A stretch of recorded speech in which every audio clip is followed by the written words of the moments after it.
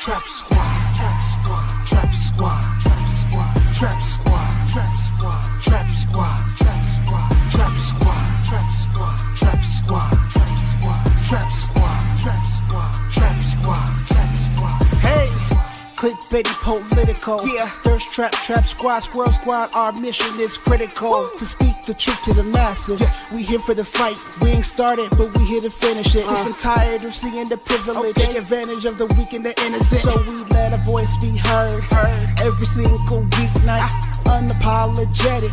Black people, despite this white supremacist system that we live through on a daily, we still throwing up those acorns cause we represent clickbaity. Trap squad, trap squad, trap squad, let me hear ya. Trap squad, trap squad, throw those squirrels up if you with it. Trap squad, trap squad, yeah I see you, yeah I see you. Trap squad, trap squad, trap squad, trap squad, trap squad, trap squad, let me hear ya. Trap squad, trap squad, throw those squirrels up if you with it. Trap squad, yeah I see you, yeah I see you. Trap squad, trap squad, trap squad, trap squad, trap squad, trap squad, trap squad. Wait.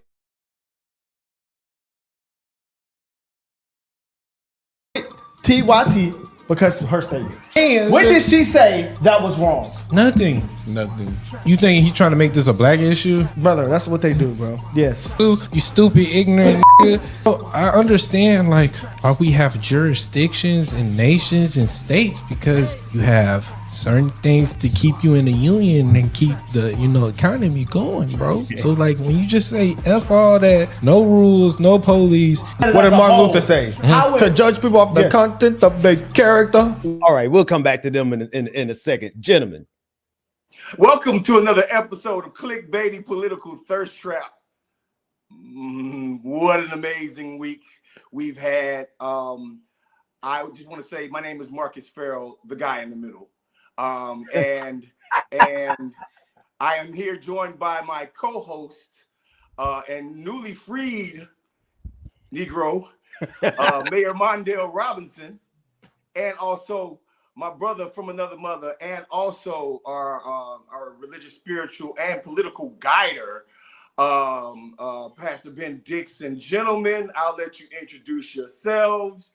I'm just going to say to you that it has been a wonderful week on the internet for this show and our trinity of work. So, hey, man, I'm going to go ahead and throw it over to you, Ben, before we let the man of the hour speak. Ben, what's up, man? Well, Father, in the name of Jesus, don't let me say too much out of character about these Negroes who had the nerve to put our names in their mouth. That's my prayer. Mondale, what you got? Listen, Diddy's locked up and these guys should be in there with him. I'll tell you why as we go. Let's do it. Wait a minute. Where do we start though? So here's my thing. Like, let's start with the hate. Hate ain't illegal. Hate should be illegal. Now, That's what I'm saying. So I've got all the videos, and most of these guys I never even heard of who they were. The Cartier family, Cartier boys, what I call them. Hold on. Wait, real quick. Yeah. I'm sorry. In clickbaity political fashion, I hate to interrupt you real quick. But I would like to actually start with, believe it or not, I would actually like to start with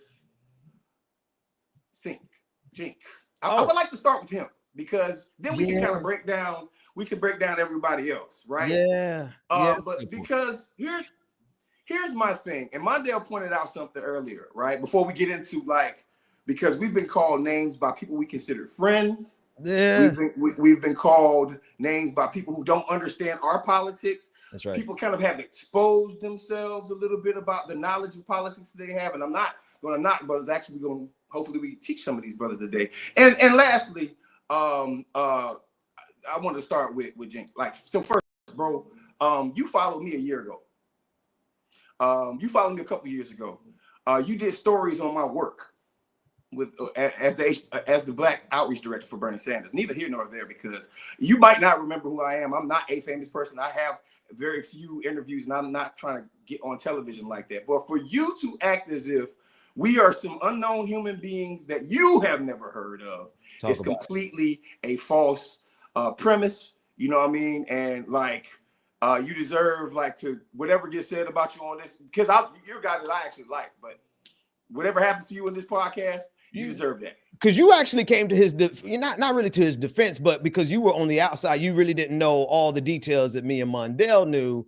You like, you know, you were pretty fair with him last week, and yeah, I was. And then he gonna call me like just this nice gentleman. But I mean, it is what it is. It's almost like, bro, you already following me, and also I'm trying to figure out, just because I'm not in touch. Like, if you really on the left like that, you don't pretty much know who I am, like at some point when it comes down to being political operative. So it is what it is. I know I'm like, more than nobody. Like, yeah. I'm somebody. Somebody give me a hug, because my little emotions are, nah, man, I'm good. I'm straight. But I was concerned about like the rhetoric towards Mondale.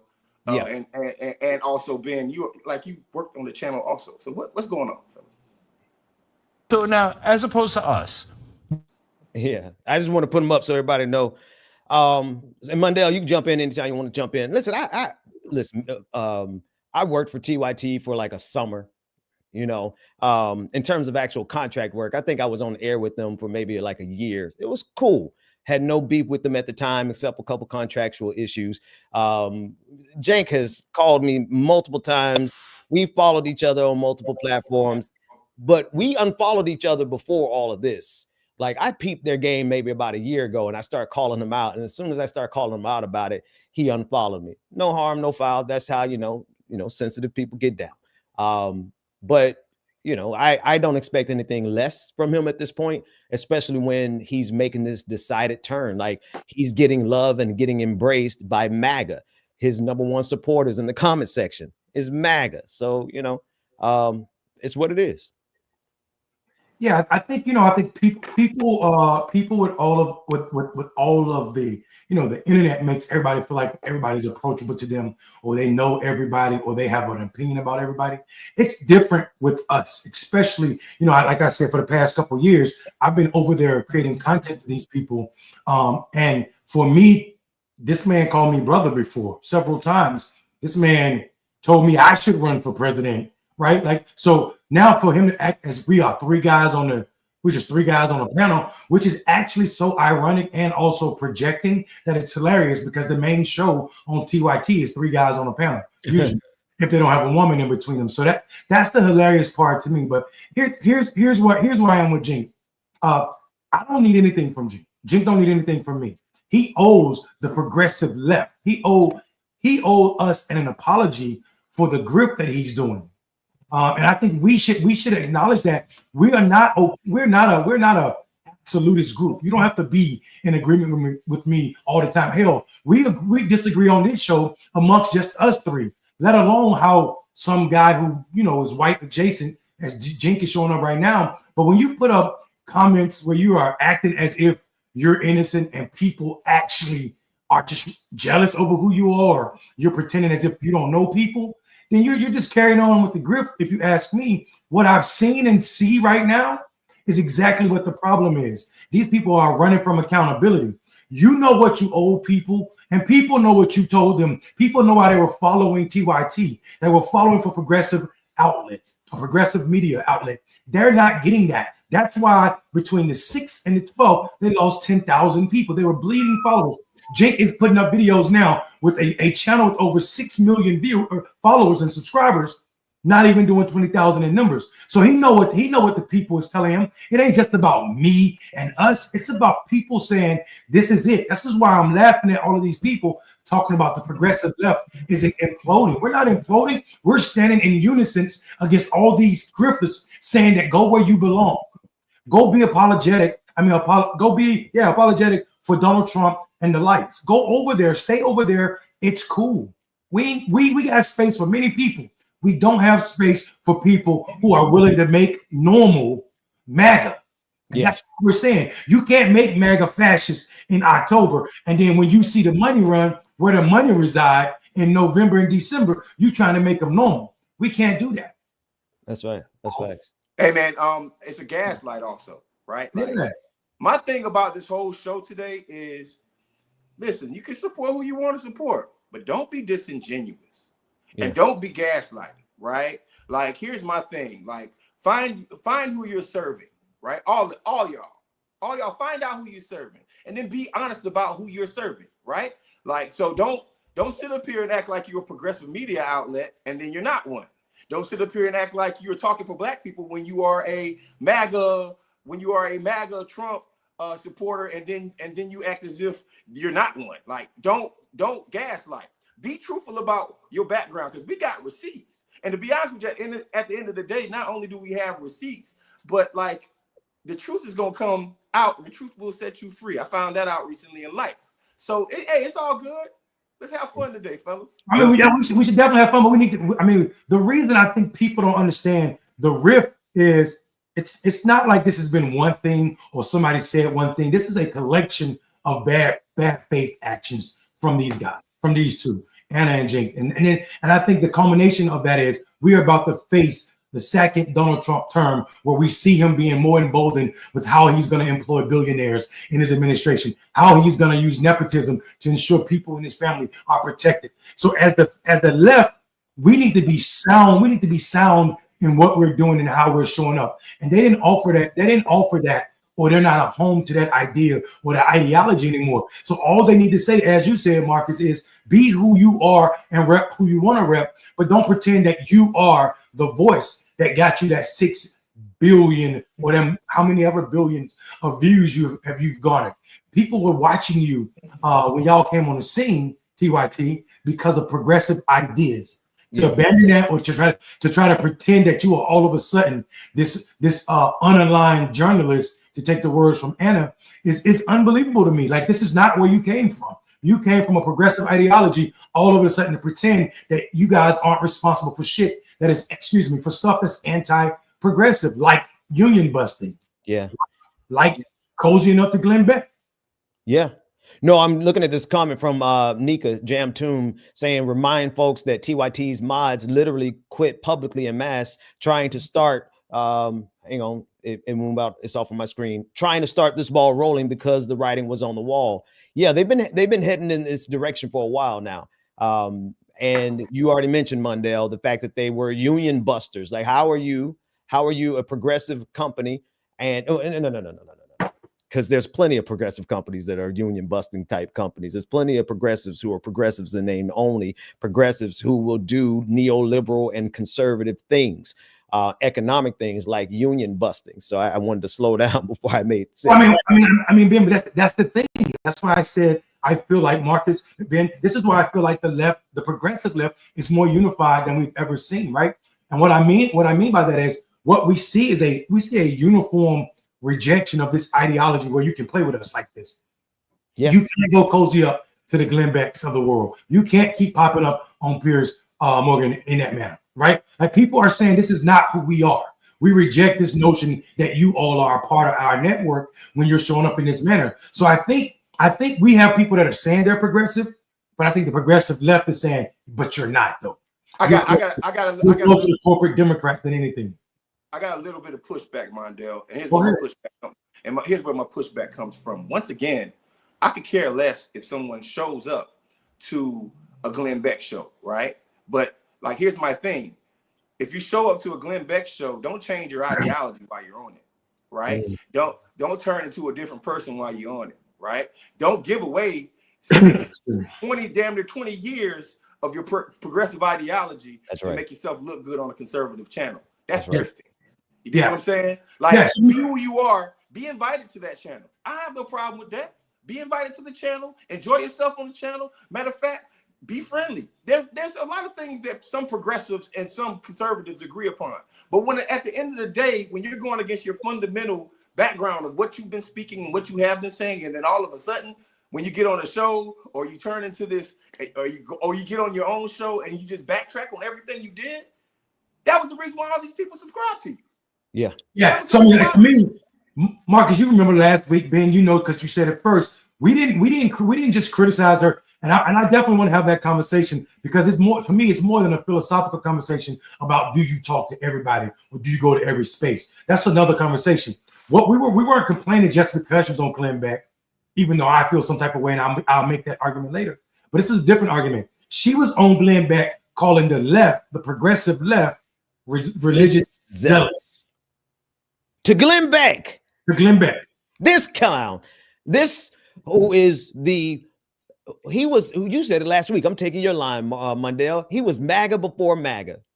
This guy there's no conspiracy theory that he didn't push. There's no racism that he didn't dog whistle, that he didn't blow. Everything about this guy, this of anybody, right? It's bad enough to go and try to coddle up with Ben Shapiro. At least Ben Shapiro pretends to be an intellectual thinker. I beg to differ, but Glenn Beck just completely puts himself out there to be a bombastic conspiracy theorist racist. And here she is on this clip.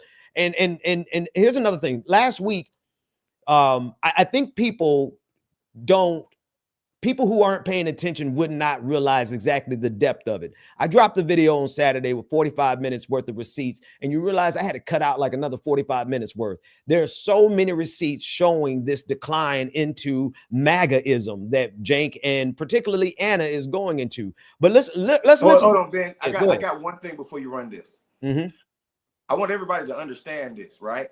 Especially y'all folks who are screaming black this and black that, and you like, I'm talking to black folks now, right? Glenn Beck, every single time a black man gets killed by police, he automatically takes the cop side, whether unarmed or not. Right. Like let me give you guys specifics. What he said about George Floyd, what he said about just what he said about almost every unarmed killing of black men in America. He automatically goes to the police side. Now, some black folks, if you're that person, if y'all those people believe that every time a black man gets killed by a cop, that it's justified. Officer Tatum, Hodge twins. Yeah. No, I mean, that's fine if you believe that. But if you're sitting up here preaching to black folks in general about, okay, well, hey man, you know what? Hey, you could go on Glenn Beck and this, that, and the other. Then you are celebrating racism unless you address those issues. Now, did Jink go on that show and address those issues? Did Jink go on that show and say, hey, man, why'd you say what you said about Trayvon Martin? Why'd you say what you said about? See, my question for y'all black brothers, y'all black folks who are watching this show right now, who feel so empowered to hate on us, my question becomes on a very, very realistic way. And this is a part of the MAGA movement that I want to talk about, because I'm gonna tell you like this right here. Out of all three of us politically, I'm probably the most conservative on this show when it comes down to certain things, right? But I'm gonna tell you like this right here, because the Democrats ain't nothing. Like, don't get it wrong, don't get it twisted. They haven't made protections to keep cops from killing us when they had power, right? But if you sit up here and think that the answer to that, and these weak ass Democrats, which they are weak, is MAGA, then you are willing to watch black men get killed in the streets and then blame them. That's right. And then say it's okay to kill black men unarmed. That's right. It's perfectly fine. It's okay to have hospitals in the South closed down, and your brother and your sisters and your wives and your babies can't be born in a healthy way because they shutting this stuff down, because that's what MAGA is doing. Now, don't get me wrong. You can support a lot of things that you believe, whether it's immigration, whether it's, I might not agree with it. But what I am telling you is, when you show this unabashed love for these folks, man, you're going against your own people. Yeah, and I think for me, you are. Like, go ahead, Marcus. Go ahead. Well, for me, my problem is beyond just engaging. I mean, like, beyond just agreeing with them and showing them love or trying to win over Donald Trump and the MAGAs of the world and the people who cover media with the right-wing slant. The problem is, when you're engaging directly with them, you're engaging directly with hate. It's absolutely known, and it's rooted in bigotry and also extremism. So for me, it's not even, this is why I say I don't do that both sidism, or I talk to people that are hate. That don't mean I don't talk to Republicans. Delano Squires and I have we have a great relationship, and that brother is working at the Heritage Foundation. He is conservative. Sean Mike and I have a good relationship, and that brother is conservative. But I don't play these games with people who allow the emotional and psychological toll to continue on black and brown and other marginalized people at the expense of views, clicks, and reposts. That's not what I'm going to do. And when you go up there, when you go on Glenn Beck, when you go to Fox News with that energy, and you're showing up and trying to win over or normalize these people or say they're not grounded in white supremacy, then what you're doing is not only wasting time and resources from the progressive left, you're also harming the social cohesion. Because somebody trans will be triggered when you're sitting up there smiling and geeking with someone who was anti-trans. I hate Anna in some of her statements. Some people, black people, will be triggered when you make jokes about, oh, it's the only people the left want to lock up is white people. Right. That type of language about us is absolutely ridiculous. Our language from the left is progressive. Yes, some of us want to abolish prison system. Yeah, we have those people in our movement. Some of us want a better form of policing. Absolutely. Some of us want to defund the police. And it's interesting to me that defund the police becomes a laughing joke for those three the kids. I call them the kids. The ABC boys. What are their name? Back the Street. What are the Backstreet Boys? Cartier boys. Cartier boys. The fact that they're laughing and joking and not understanding that police departments have not always been a thing. This country didn't have police departments for 200-300 years until they made black people free. Then all the southern states, North Carolina, did not have anywhere in their first constitution where it said anything about police departments and prison systems. But after black people were free, they codified prisons and police officers. And we know the first police departments in this country come from North Carolina slave catchers. Well, who are you talking to? Like, to tell me that police fix things are to be stupid about what it means to be American. Majority of the cities in America don't even have police departments because they can't afford them. Mondale. It's just lack of realness. It's this lack of authenticity from these people that we're arguing with, or they're arguing with our clicks and our views, because I don't know them. I don't know you, boy. Hold on, Mondale. Listen, I'm gonna say something to both of y'all. What's to up? every conservative watching, right? I said this before, and I'm gonna say it again. Defunding the police is the most libertarian Republican policy ever made that could ever come up. I'm going to repeat that. For those of you who love small government, for those of you who love states' independence, states' rights, for those of you who love individualism. Am I sitting up here saying I want to abolish police? No, actually, I want more psychologists than police officers on the street, but that's just my thought process, right? But if you are a true Republican, if you are a true conservative, yeah. If you are a true libertarian, then guess what? Having a heavily paid, government-funded entity patrolling the streets, you can't pick and choose where you want small government at. That's right. They don't mind defunding. Wait. So I hope the Department of what's the new department Elon's running? Department of Goofball Energy. Go ahead. Yeah.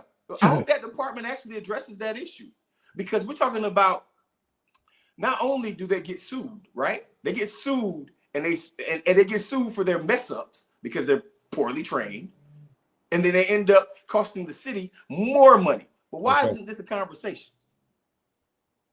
I'm asking you folks who are diehard MAGA. I'm asking you folks who are they're silly for talking about defunding the police. How come this is not a conversation at a high level?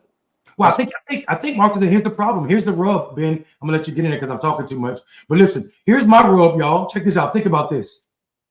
This is how I know their behavior is anti-black. That's why I was so frustrated that 3 black men are sitting on the stage making jokes about policing in America when we see what policing do to black men. Policing is one of the largest killers for young black men in this country. It's almost the #1 killer for young black men in this country. So when I hear young brothers making jokes about what it means, they don't understand why. I don't need to make it a race thing. America already made policing a race thing. And then to go further, Donald Trump and MAGA showed us that policing, the way that they police black people, is completely different than white. Because when Donald Trump said defund the FBI and the Department of Justice, which is the largest police force in this country, they all for that.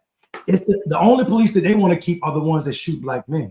They don't want to get them qualified immunity. They want to get them complete immunity. So these lawsuits you're talking about, Marcus, they want these cops to never be responsible for anything ever.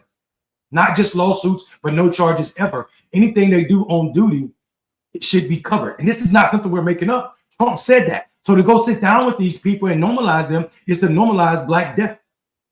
Facts. I don't have a whole lot more to add to that. I do want to just play in context a few things. Just a little snippet of exactly what they want to hear.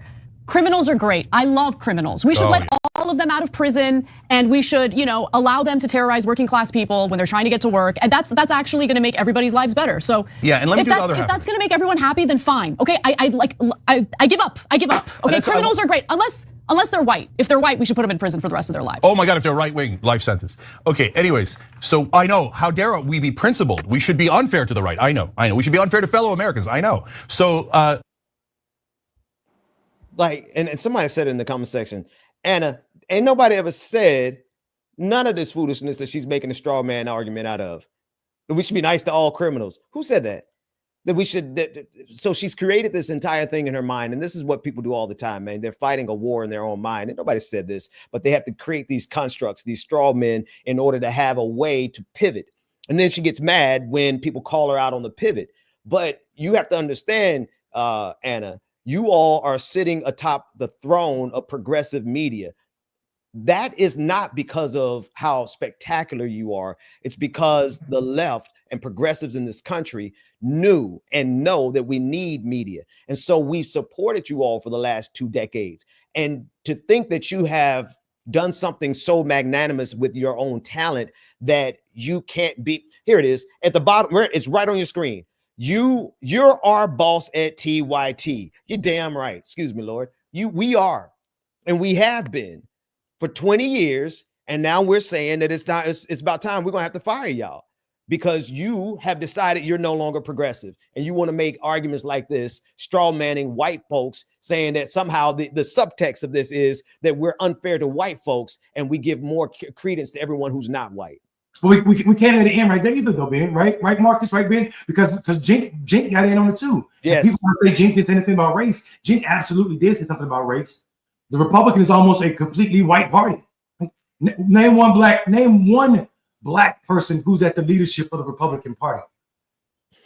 So this idea, there's 500,000 people elected in this country, 500,000. And when you look for the black and brown people that are elected, they mostly exist in one party. So I don't even want to play this like that idea that that is a dog whistle from Jane. Oh, unless they're Republican. What you're saying you're giving, this is what I mean. You're giving Republicans ammunition to say, see, even the progressives know that they're unfair to us. In the context where they keep saying Trump is not a criminal and the only reason it happened to him is because he's a Republican. That's the context in which these people are having this ridiculous conversation about the justice system. Hey, man, I got 2 things. First off, Mondale and Ben have cussed more than me. You guys should be proud of me. Second thing is, see what happened? I said, damn. He didn't repeat a word in the Bible. That's all. Yeah. I said something bad. Listen. For those who are complaining while Mondale, those of you who think gospel music is going too far. Hold on now. For those of you who are complaining that Mondale did what he did on the show last week, and you watch that clip, this clip. You watch this clip over here. I don't expect to see TYT, like the sign TYT, and then Anna in front of that saying what she just said. Mm-hmm. I don't expect that, like that right there, like what she just said, that big old gaslight crap that she just came out of her mouth, except white people like that is, and here's my thing. Maybe I do want to watch that. I'm gonna go over to Fox News for that though. I'm gonna go to whatever is on the Patriot USA station on Sirius XM, right? I'm not gonna go and hear that at a place where I entrusted my progressive views to be reflected back upon me and spent money on, right? That's a business model. So don't get mad if a brother quit, or don't get mad if you use, or if you lose subscribers. That's right. Right? And I'm black. I'm sorry, I'm black. I don't want to hear that shit. All right, now we all even. I think there's a scale, there's a rating scale in terms of the quality of use profanity. The worst one? No. You certainly haven't used the worst one. I mean, come on now. We all know we know how to drop them, but listen. So I mean, and Marcus, I mean, actually, Mondale, I actually want to shift to you a little bit, man. I got all the clips, as you can tell. I can play any of them that y'all want to see, because last week I didn't have them all. Only one I had last week was the one that I played on the air, but there's plenty of evidence that shows and proves this. Mondale, you've had a hell of a week, man. and you've been spreading the word. And I just want to get like, what is your reaction to the reaction, right? Because there's apparently a whole lot of people who are interested in not only the fact that you left and the way that you did it and that you went viral, but the underlying issues at hand, right? So this is actually a substantive thing that people are talking about.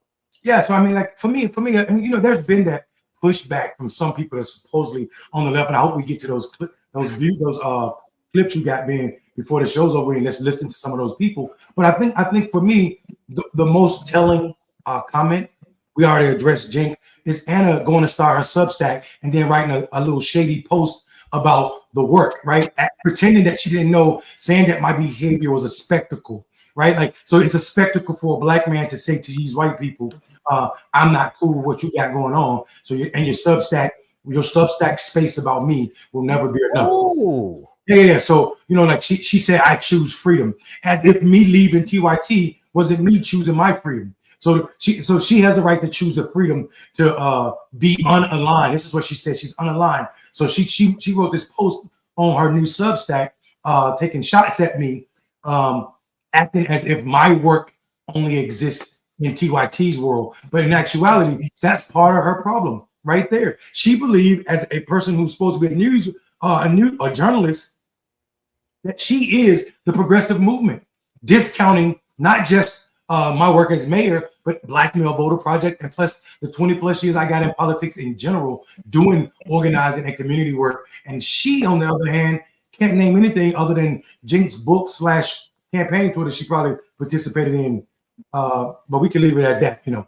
So yeah, you see who Anna posting, right? Exactly. That's why I pulled it up. Mr. Black Conservative Perspective himself, one of the guys that had some hate for us, and we got his clip. Can we play his clip, Ben? Huh? You want me to play what he's saying right here? Let's see what he said right here. Oh, actually, I think she has people don't.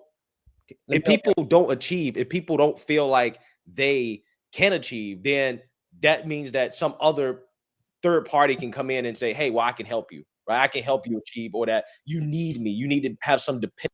Being blessed enough to be born in the United States of America, having this mentality where you're telling yourself that you can't rise up or that you can't be successful due to the fact that the system's holding you down, when empirically speaking, we just know that's not true. Like, you have more opportunity here than any other place on earth.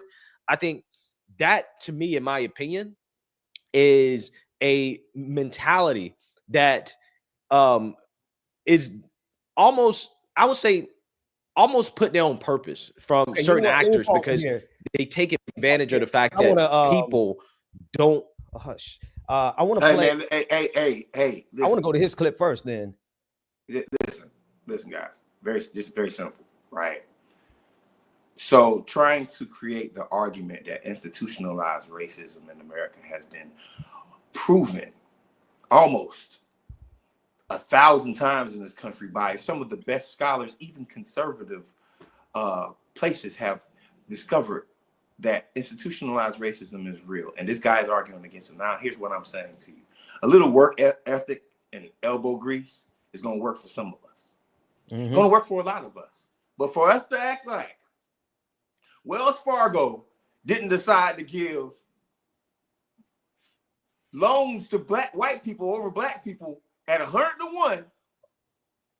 Bank of America, community wide, Navy Federal, Why redlining.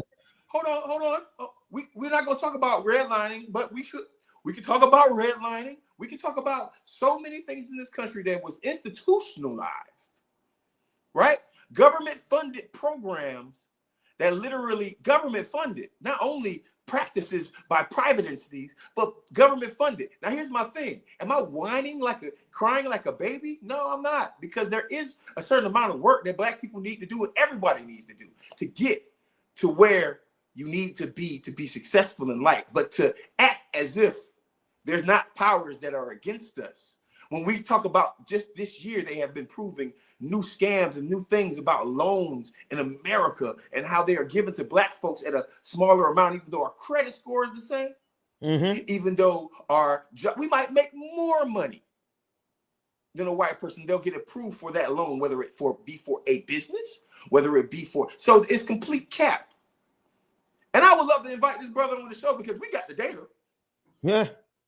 We got the data. We can show you how, like, what Anna's saying and how she's retweeting a guy that really obviously is not educated enough on systematic racism in America. Yeah, the day you invite him on the show, make sure that's my off day, brother. Because and this is what I mean by not platforming these bastards. Because the idea that for him to say that systemically it doesn't exist or it's been proven that being in America, just because America is the richest nation in the world, is like saying that every vegetable in the garden, because it's in the dirt, is a cucumber. Nobody, you're the only cucumber in the pile. He's an idiot. And what I mean by that is that you can't deny what it means to be black in America. And the fact that Anna chose to post this person that she probably found because he was agreeing with her against us on our video talks further about where she finds herself on this spectrum of stupidity. That's the part. That's the part. And that's why I'm going to start with his video first. Mr. Black Conservative Perspective, whatever his name is on YouTube. Isn't it funny that the first thing Anna, you know, it's so funny. My mother watched the video I made of TYT and she said, now, who is this Anna Asparagus woman? I said, my God, today, Rosemary. But the first thing Anna Asparagus does is run and get a blackface that has her opinion. And where does she go? She goes to Black MAGA. Folks, Anna is lost. The unmitigated caucasity of that white Karen. She ain't lost, Ben. She knows exactly where she at. No. She's lost in terms of the progressive movement. She's a lost cause. No pun, pun seriously intended. Let's play this. Here's why Anna posted this dude. All of a sudden, just 7 hours ago, I wonder why she posted this dude.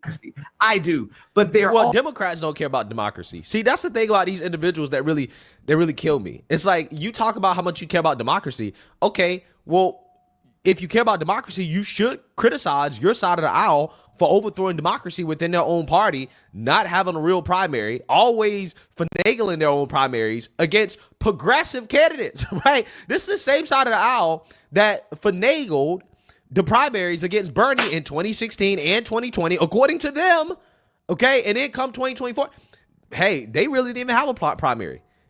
Okay, and then they turned around and got rid of Joe Biden because they figured out that he couldn't beat Trump, and they still refused to have another primary. Let them cook, young folks say. That's not very democratic. So, you know, it's just funny to me how these individuals claim to care about certain things, but they don't think there's any room to criticize their side of the aisle when their side of the aisle clearly is not living up to these values that they claim they believe in. Okay. Fascinating. Also actively trying to destroy the lives of 20 million of the I don't want to give them much context. Let me skip some media hitting on all. That's me talking. Hang on. Oh, I thought where we're going wrong. Why is it that our movement is failing? Okay. Again, it's called self-reflection. It's called self-evaluation, something that clearly these individuals don't know how to do, right? And to realize, where are we going wrong? What is holding us back from pursuing some of these other policies that we feel are less divisive and that can actually benefit the American people? Now, you may disagree with some of those policies, right? But for example, it's hard to have a conversation about universal health care, okay, or all these other things that the left is for, when your whole thing is basically saying, well, if you don't agree with us on these identity issues, then, hey, we just don't want you a part of our movement, right? We just are just not open-minded to hearing you at all or having any conversation about anything else unless you agree with us on these social issues. And I think, again, smart people realizing that this type of mentality is what's holding them back, okay? You have to be open-minded to the fact that, hey, on the left, some of these policies are out of control and they're leading to consequences that are actually bad for society, like this soft on crime agenda from the left, okay, that we see has negatively affected these liberal cities across the country. Liberal cities. And that's why you're seeing a lot of these progressives get voted out of office due to the fact that they capitulated to the far left in the defund the police movement, the anti-law enforcement movement. These people get voted out. They're losing. They're losing due to the extremists. Okay, I wanted them to cook a little bit more. Go ahead. Go ahead. Who won it first? Look, young brother. Just 1 second, Mondale. When you do some research, Bro, I was the National Black Outreach Director for Bernie Sanders in 2016. I keep having to remind these. Look, man, when you don't do research, you end up looking foolish. I'm going to tell y'all something. Every black person that mentions the left ain't a Democratic shield.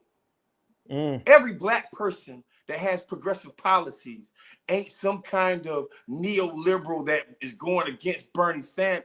Bro, I literally was at the DNC convention when he was getting screwed over progressive policies. And you're gonna mention that? Like we walked out. That's not even that serious, Marcus. We walked. All of Bernie's delegates. We walked out. We walked out in Philly. We stormed out.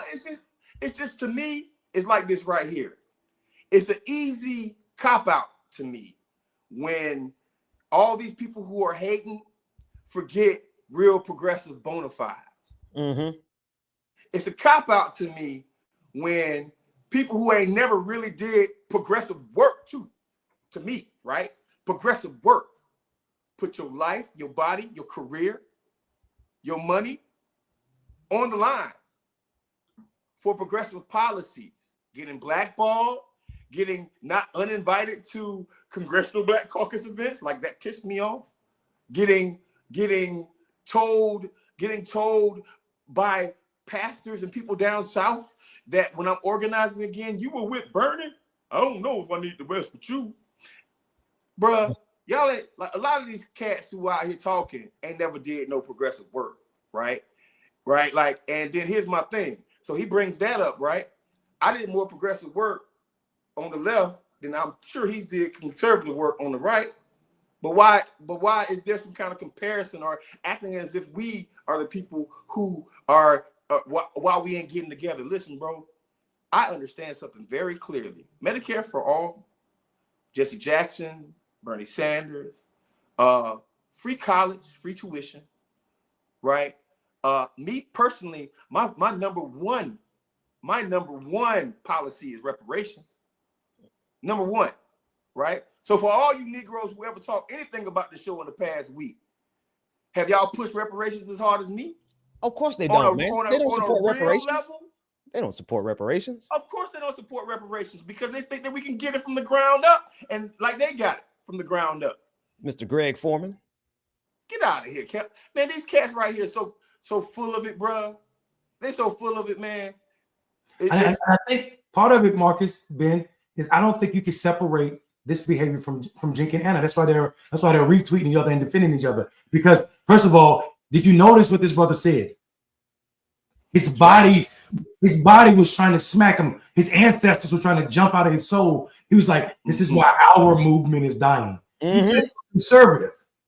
How are you now associating with the progressive dying movement if you are actually saying, and you know an awful lot about what happened on the Democratic side, but you have nothing to say about what happened on the Republican side? These fake critiques are unbelievable to me. Do people know 150 million people voted in this past election, and Donald Trump has the smallest victory ever, by less than 2%? You know, less than 1% of difference between him, well, right at 1% between him and the vice president. And they talking about they have a mandate. You didn't even get 50% of the vote. That ain't no mandate. What you got was you had an entire 4 years to run for president against someone who had 104 days, who we didn't get a say in. The party gave us. And I think people forget that politics is way more nuanced than what people are letting on this Twitter and this YouTube. And I think we need to get serious about that. This idea that we're soft on crime, this lie you continue to tell yourself about what it means to live in a blue city. Look at all the blue states in this country. They're way safer than red states. Red states are taking so much money from the federal government that if New York and California stop sending, most people in red state that are on need assistance would die. This idea that red states are holding up the union or have some kind of moral code when Texas won't even extend Medicaid and letting more people be uninsured. Texas won't even let the federal government assist them with their grid, so their people electric grid freeze, and then their senators go to Cuba and stay warm or wherever he went. Hey, I do want to. I want to let me say one thing, Mondale. This is a little conservative street, and I'll give it back to you real quick. I don't like Republicans, and I don't like Democrats. So I just don't like them. I don't like them. I think there needs to be a different party, or I think there needs to be a reform of both parties, right? Have legitimate arguments. Absolutely, the Democratic Party. I can understand how people in the South Side of Chicago don't vote Democratic. I can understand that. I can't understand it maybe at the top of the ticket sometimes, but I definitely can understand it locally. And I have to say this because I want my thoughts to be understood. Like, everybody's not perfect. Rahm Emanuel closed 50 schools in the South Side of Chicago, right? 50 schools. I was there. I was actually running a mayor's campaign while he was closing those schools down. My grandmother lives on the South Side of Chicago, 95th Street, right? When you beg two administrations to open those schools back up, because what is a school? A school is an economic center for a neighborhood. That's what a school is. You hire teachers, you hire janitors, you hire principals, administrative staff, and you also give your kids something to do. And the only reason why they opened these schools up was for immigration. And I think that there needs to be a legitimate conversation about that. I'm not sitting up here saying deport everyone. What I am saying is you did see decreases in these neighborhoods because these folks were begging for these schools to be open. Hey, we could turn them into affordable housing. We could turn them into this, that, and the other, and they didn't do anything. And now the mayor of Chicago has to raise property taxes on Black folks because they ran out of money in the city of Chicago. So I want to be fair on clickbaity, and I know this might start an argument, right? But at least in the city of Chicago, when it comes down to Black folks on the South Side and the West Side, and I'm very careful about what I'm saying right now, wanting to support a Democratic administration in there as a mayor of their city, I can understand why they might not. That does not give credence to supporting MAGA. What I am saying is we have to be real about both parties. That's all. But we're gonna keep it real, because I want to keep our energy towards him, towards these guys. So we ain't gonna. They have leveraged that for the benefit of MAGA. That's fair. For the benefit of anti-immigration rhetoric and hatred, not even just policies, but just hatred. They've weaponized that in Black communities in Chicago, all across the country, quite honestly. And they have turned the eyes of Black people away from the true problem, which is this overall system, the economic system and the white supremacist system as a whole. But they have us now pointing all of our energy to the immigrants who ain't got much about nothing more than we got anyway, right? And so now they have us doing the same thing these white folks have had us doing since time immemorial, dividing us and conquering us. We can't get Black folks to get together to oppose them. We can't get brown folks to get together with Black folks to oppose them. Why? Because they got people who they slide a little bit of change, Tariq Nasheed, to go out there and divide Black folks from Black folks. Even Tariq is dividing Black folks amongst Black folks. And so it's the same MO. So I don't knock what you're saying. I mean, especially when you mention Rahm Emanuel. There's not a Democrat that I loathe, I think, more than Rahm Emanuel. I have to really sit and think if there's somebody that I dislike more than Rahm Emanuel. And to see what he did shutting down those schools in Chicago, absolutely can understand the feeling of people in Chicago to say, I don't want to mess with Democrats no more. Obviously, you know what I'm saying? And then actually to see what Brandon Johnson has been saddled with, right? He's been saddled with a bag. It's always a Black person who's going to get caught with a bag in leadership, having to fix the mess that's almost impossible to fix. Not to mention Greg Abbott and Ron DeSantis loading up the city of Chicago with as many migrants as they possibly could to actually exacerbate the situation. So if we're going to talk about it, we got to talk about it holistically. But I want to just finish letting this clown cook real quick. Mentality is what's holding them back. Okay. You have to be open-minded to the fact that, hey, on the left, some of these policies are out of control and they're leading to consequences that are actually bad for society, like this soft on crime agenda from the left, okay, that we see has negatively affected these liberal cities across the country. And that's why you're seeing a lot of these progressives get voted out of office due to the fact that they capitulated to the far left in the defund the police movement, the anti-law enforcement movement. These people are getting voted out. They're losing. Thank you, Hey, Marcus. man. So first of all, listen, if you are a black man and you are making excuses for the police, I'm not even gonna say you pro police, because I know a lot of y'all born into police families. In fact, I know some police officers in my lifetime that probably would call me and say, hey, what you talking about? Fine. All right. But if you're making excuses for police and then you're going to use the white supremacist talking point, and actually it's not even just a white supremacist talking point, it's an establishment Democrat. It's funny, he's using an establishment Democrat talking point about defunding the police being the reason that progressives lost. Not all of them lost, first of all. Second of all, those that did lose lost because of why, Marcus? You've already said it. APAC. Y'all don't want to. He sounds like James Carville. He sounds like a young black James Carville. Yeah, for me, it's like I'm just listening to this brother and just I can't hear anything beyond. This is why I don't argue. That's why I don't do well in spaces, because I don't argue. I don't entertain the stupidity. Like, there's nothing this brother saying is based in facts, right? And I'm not trying to be coy or not, but I mean, like, let's be clear.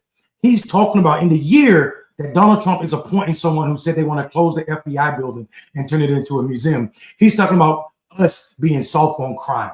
When Donald Trump was calling January 6th, people from January 6th, and we were on air, Clickbaity was on air during January 6th, guys. I don't know if y'all remember. Go back and watch it. Y'all should go back and watch it. And so he's calling these people hostages and talking about within minutes, he's going to free them. Don't talk to me about soft on crime. What you're really saying is you give a damn about how black people are killed by police officers. I don't have space for this brother. And he's talking about this mentality is holding us back. I don't really feel held back. I'm an exception. I'm one of the few black people in America that kind of squeak through, but that is luck and opportunity, luck and prepare at the same time. What I do know is this system was not made for black people to succeed. And you can try to argue that all you want to, but look at the school systems. Black boys suspended and expelled, even when they behave like white boys, they're still more likely to be seen as mischievous or bad, older than what they really are. Black men over sentenced, overcharged. Even when we got similar criminal histories, black men are least likely to get a job. Black men with college degrees are less likely to be hired than white men with felony convictions. Black men are the only people that are born in this country to middle and wealthy families and still likely to experience poverty. All of this is because of the system. And last thing here I want to say, because I'm tired of hearing it, progressives are not losing. Established Democrats had a hard time, but you can't name them. A progressive that lost in a general election. Come on, progressives don't have any power. We watched the establishment spend more money than anybody else in congressional races against progressives like Cory Bush, AIPAC, right? Spend more money making it the most expensive congressional race ever to beat a candidate. But that's the cheating that they're talking about. What I'm saying is we don't lose in the general election. All of our progressives that I can call champions went back to their seats. That's right. The sister from Texas, Ilhan Omar, Rashida Tlaib, all them people went back to their seats easily. People say things without knowing what's really going on in politics. North Carolina elected a Democrat in every statewide seat. We even picked up a seat on the Supreme Court. We didn't win this. We didn't win the presidential race here. We beat everybody statewide. We got rid of some conservative Democrats in the primary with progressive candidates. This idea is based on what sounds good and quick clicks on the internet. It ain't based in political truthness. And I can't take that. That's just why I say you can't give these people space. But I see what Anna's doing, though. Come on, man. Well, that's why I put it right back here. I wanted to come full circle. At the end of the day, a conversation, if we so choose to have a conversation with brother man here, brother George Foreman, not George Foreman, George something is his name, black conservative on YouTube. If you all want to follow him, go support his little channel, whatever. That would be a conversation between black men. And a Kasparian, white behind, has used. No, let me cook. Her Karen, her inner. Oh, Lord. Saltine. Help me, Holy Ghost.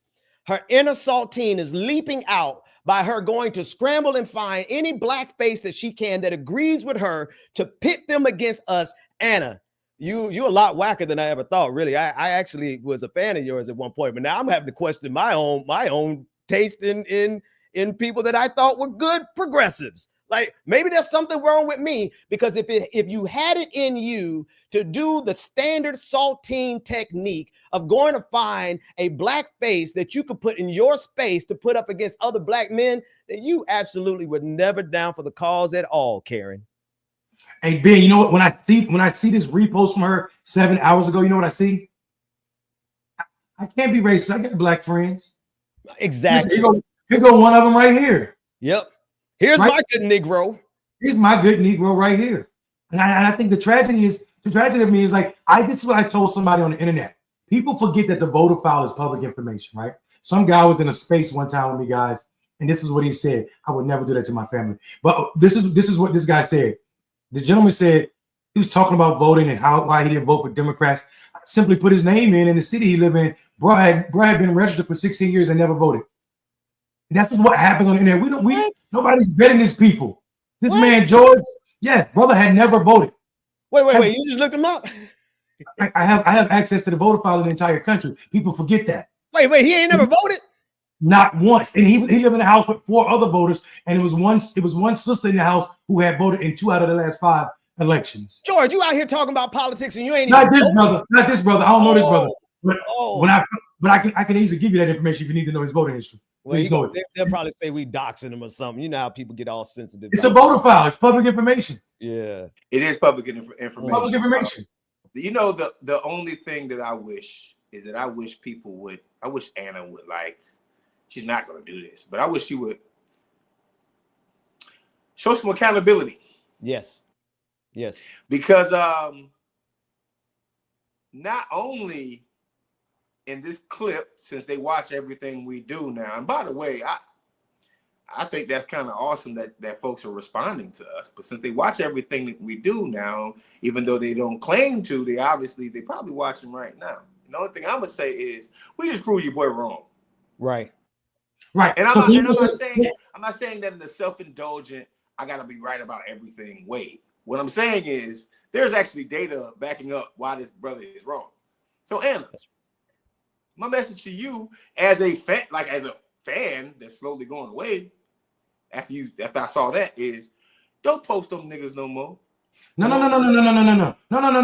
I want her to continue. She don't even see the anti-blackness in her behavior. I need her to keep showing who she is. Because someone asked me earlier, is it a space for them to apologize to the movement and come back? But this behavior don't show I want to apologize. It's I want to triple down. I want to double down. I want to triple down. Like this behavior, you posted a black person saying fake things. She should have tagged that post and be like, this brother got everything he said absolutely incorrect. But she didn't do that. That ain't what she did, brother. Ben, can you go to the next person? Yeah, this is him right here. This is King Blitz. He's a rap artist. He's a fake Chris Brown. That these people aren't threatening our lives. I'm a black person first. They can keep that money for them videos. Boy, that threw me off. That's you. Okay, that's you in the video from last week. That boy, you sound exactly. Well, I'm a human. I'm a man first. Then I'm black. Hang on, because I missed the most important part. Let's go. Let's listen again. His name? Oh, he upset with MSNBC going to Mar-a-Lago. These people are the tolerant left. You see this? Anybody pretending that these people aren't threatening our lives. I'm a black person first. They can keep that money for them videos. I'm just an American first, and then I'm black. Well, what right there. I'm an American person, then I'm black, brother. No. The black man saxophone was a misspeak because if you let it play a little bit more, he says I'm American, human, man, then black. I'm a human. I'm a man first. Then I'm black. All that other stuff. I'll go back, bro. Listen. Either way is bad. Either way you cut it is bad.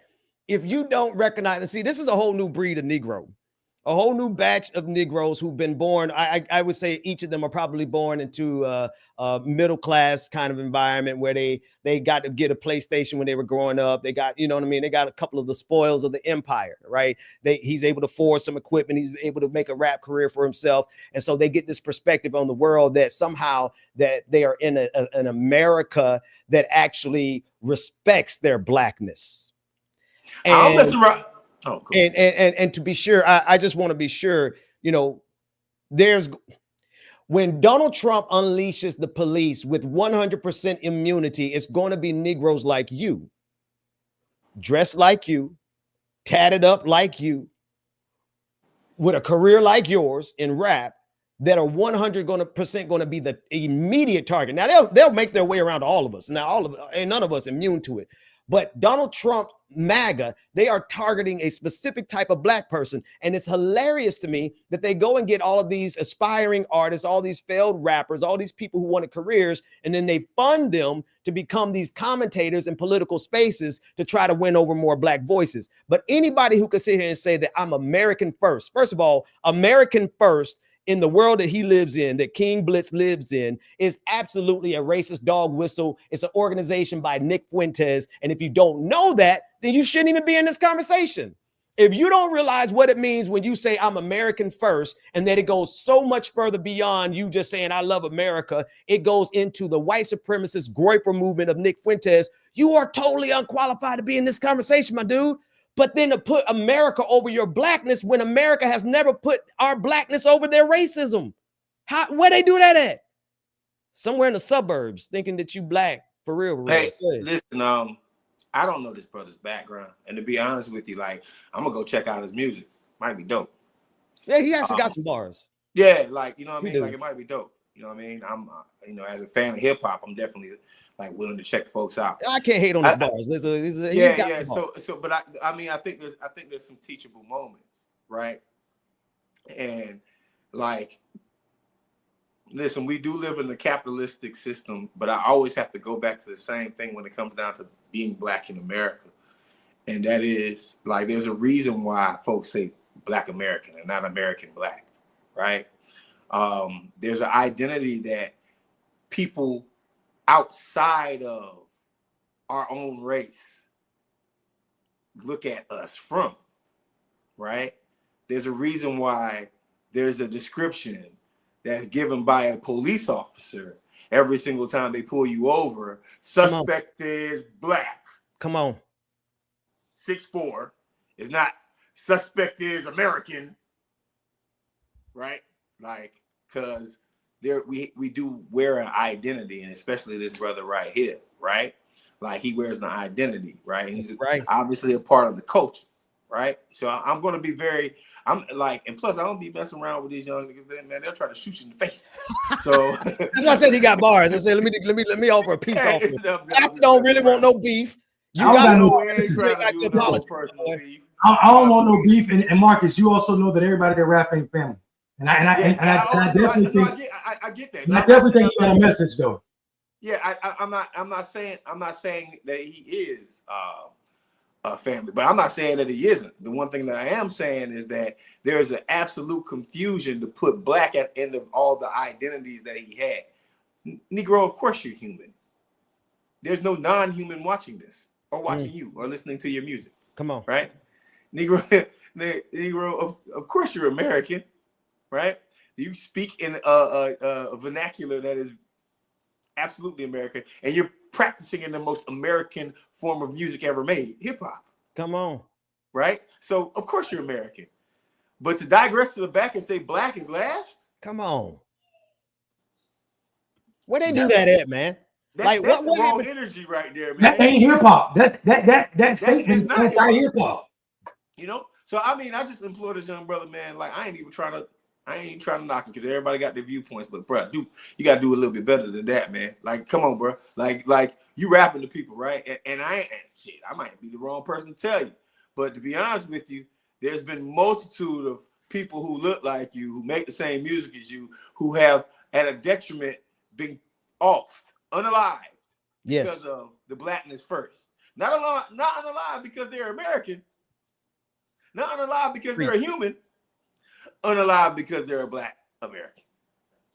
I just hate this. I hate this. I don't know what is. I don't know what happened where it became uncool to tell the truth about blackness. You know what I'm saying? Like which white person in your life told you you can't ever say what it means to be black man in America? So this need to deny what it means to be black man in America is unbelievable to me, especially from a culture that was created by black men. We're talking about hip hop. This man, maybe his album keeps going Timu Plastic and that's why he's upset. But I don't got nothing to do with that, right? Like that ain't even, you know, that's him. That's him and his music career. Here's what I'll say to that brother. If your argument with me or your anger with me, you're mad because I said what I said about Joe Scarborough and Mika Brzezinski, and that's the only thing you got, that's the only flaw you found in what I said, because the real argument with me was not even about them. I just pointed out that our people, the so-called left, was acting like mainstream media, and that to me was corporate at best, Democrat, and at worst, you know, ploys for Republican movement. So the fact that he found fault in what I said about mainstream media and not caught the message, and then the first thing he want to pipe into is the fact that I said I'm black, tells me that this brother is living in denial first, right? Come on. And I see it. I get it. Streaming, if you got a good camera, if you got a mood lighting behind you, if you got an American flag by your head, and you got braids, there's a paycheck for you from the Trump. Damn it, Pop. They're gonna find you, brother. They're gonna find you. Absolutely. Absolutely. I got one last thing to add, and I think it's important. These niggas sound like haters. All of them. Everybody sounds like a hater right now. Listen, instead of, and check this out. We're gonna talk in a place of love versus hate. Last week, other black people hating on this show, a black man quit because of his morals and because of his beliefs. Last week, that's what happened. Now, just follow me for a second. Last week, somebody that is on this show quit, right? Because of their moral, however they feel. That's right. Right? Now, normally, you know, black people love being employed or being able to make money or being able to support themselves, right? Everybody likes the extra buck or two to go and get some extra groceries or maybe some Jordans. I mean, I'm black. I love y'all. These Negroes know my Jordan collection. Like, I love it, right? But instead of saying, man, you know what, this brother quit on his convictions. That part. Instead of saying, you know what, no matter what TYT was doing, they must have did something because this brother lost a little side bag. It's a bunch of haters. Yeah. And I get it. You got to get more clicks with hate than love. But let me tell you something. Mondale didn't quit because of clicks. Mondale quit because there was something fundamentally wrong. Trust and believe, we did not have a conversation about Mondale Robinson. Mondale, you gonna quit during the interview? Like, you gonna quit during this show? Right. Nah, ain't no conversation happened like that. That brother was like, nah, dog, I gotta go because I can't. You can watch it. It was authentic and organic as it could possibly be. So my issue with it, it seemed like folks are going more for trying to create an angle, and all these angles are lame. All the angles are lame. Nobody has mentioned anything that's legitimate yet. Mm-hmm. Not one. Y'all legit doing something because y'all see, because y'all see. Wait a minute, let me finish my point.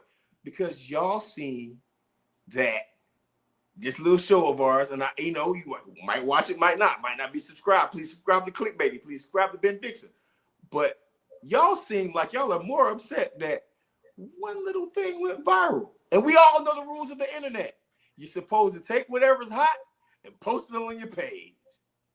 I think, Marcus, to say that is about hate.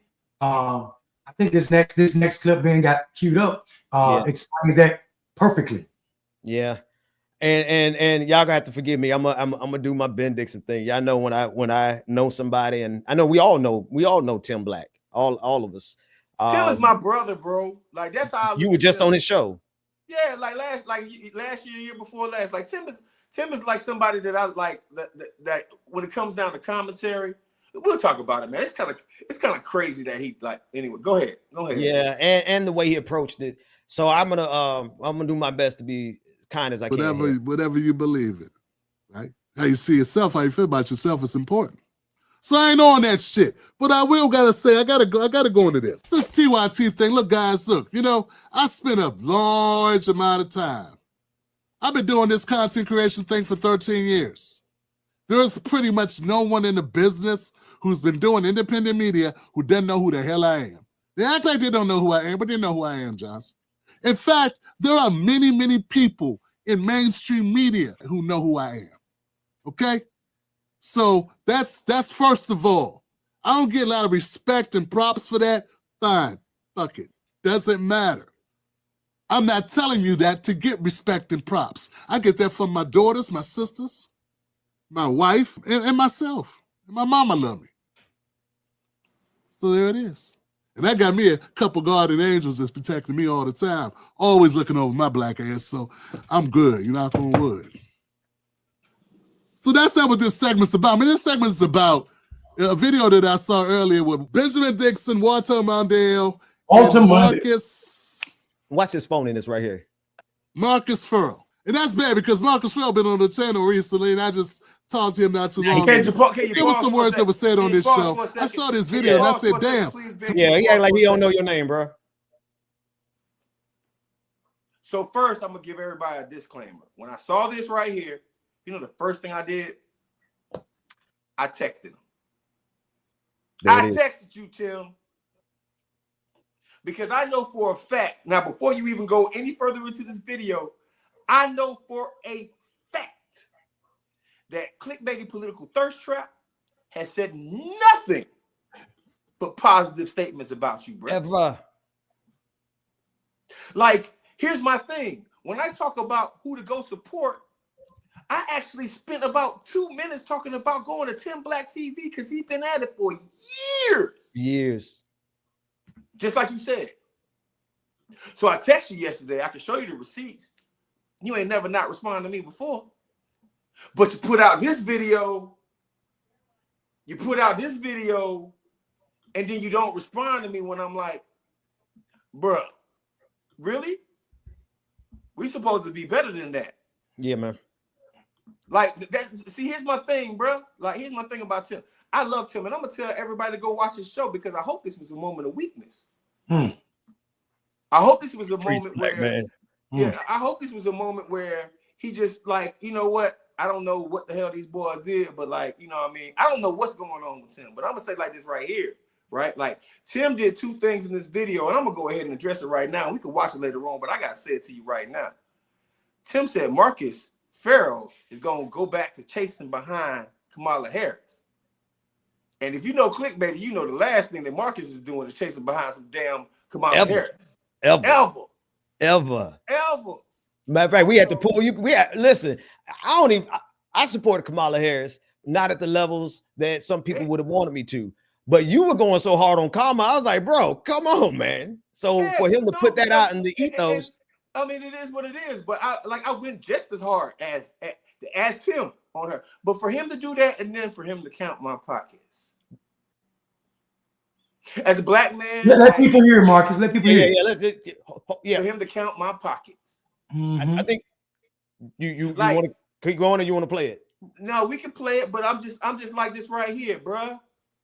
Like, first off, I don't even want no beef with Tim. Ain't like I can't handle it.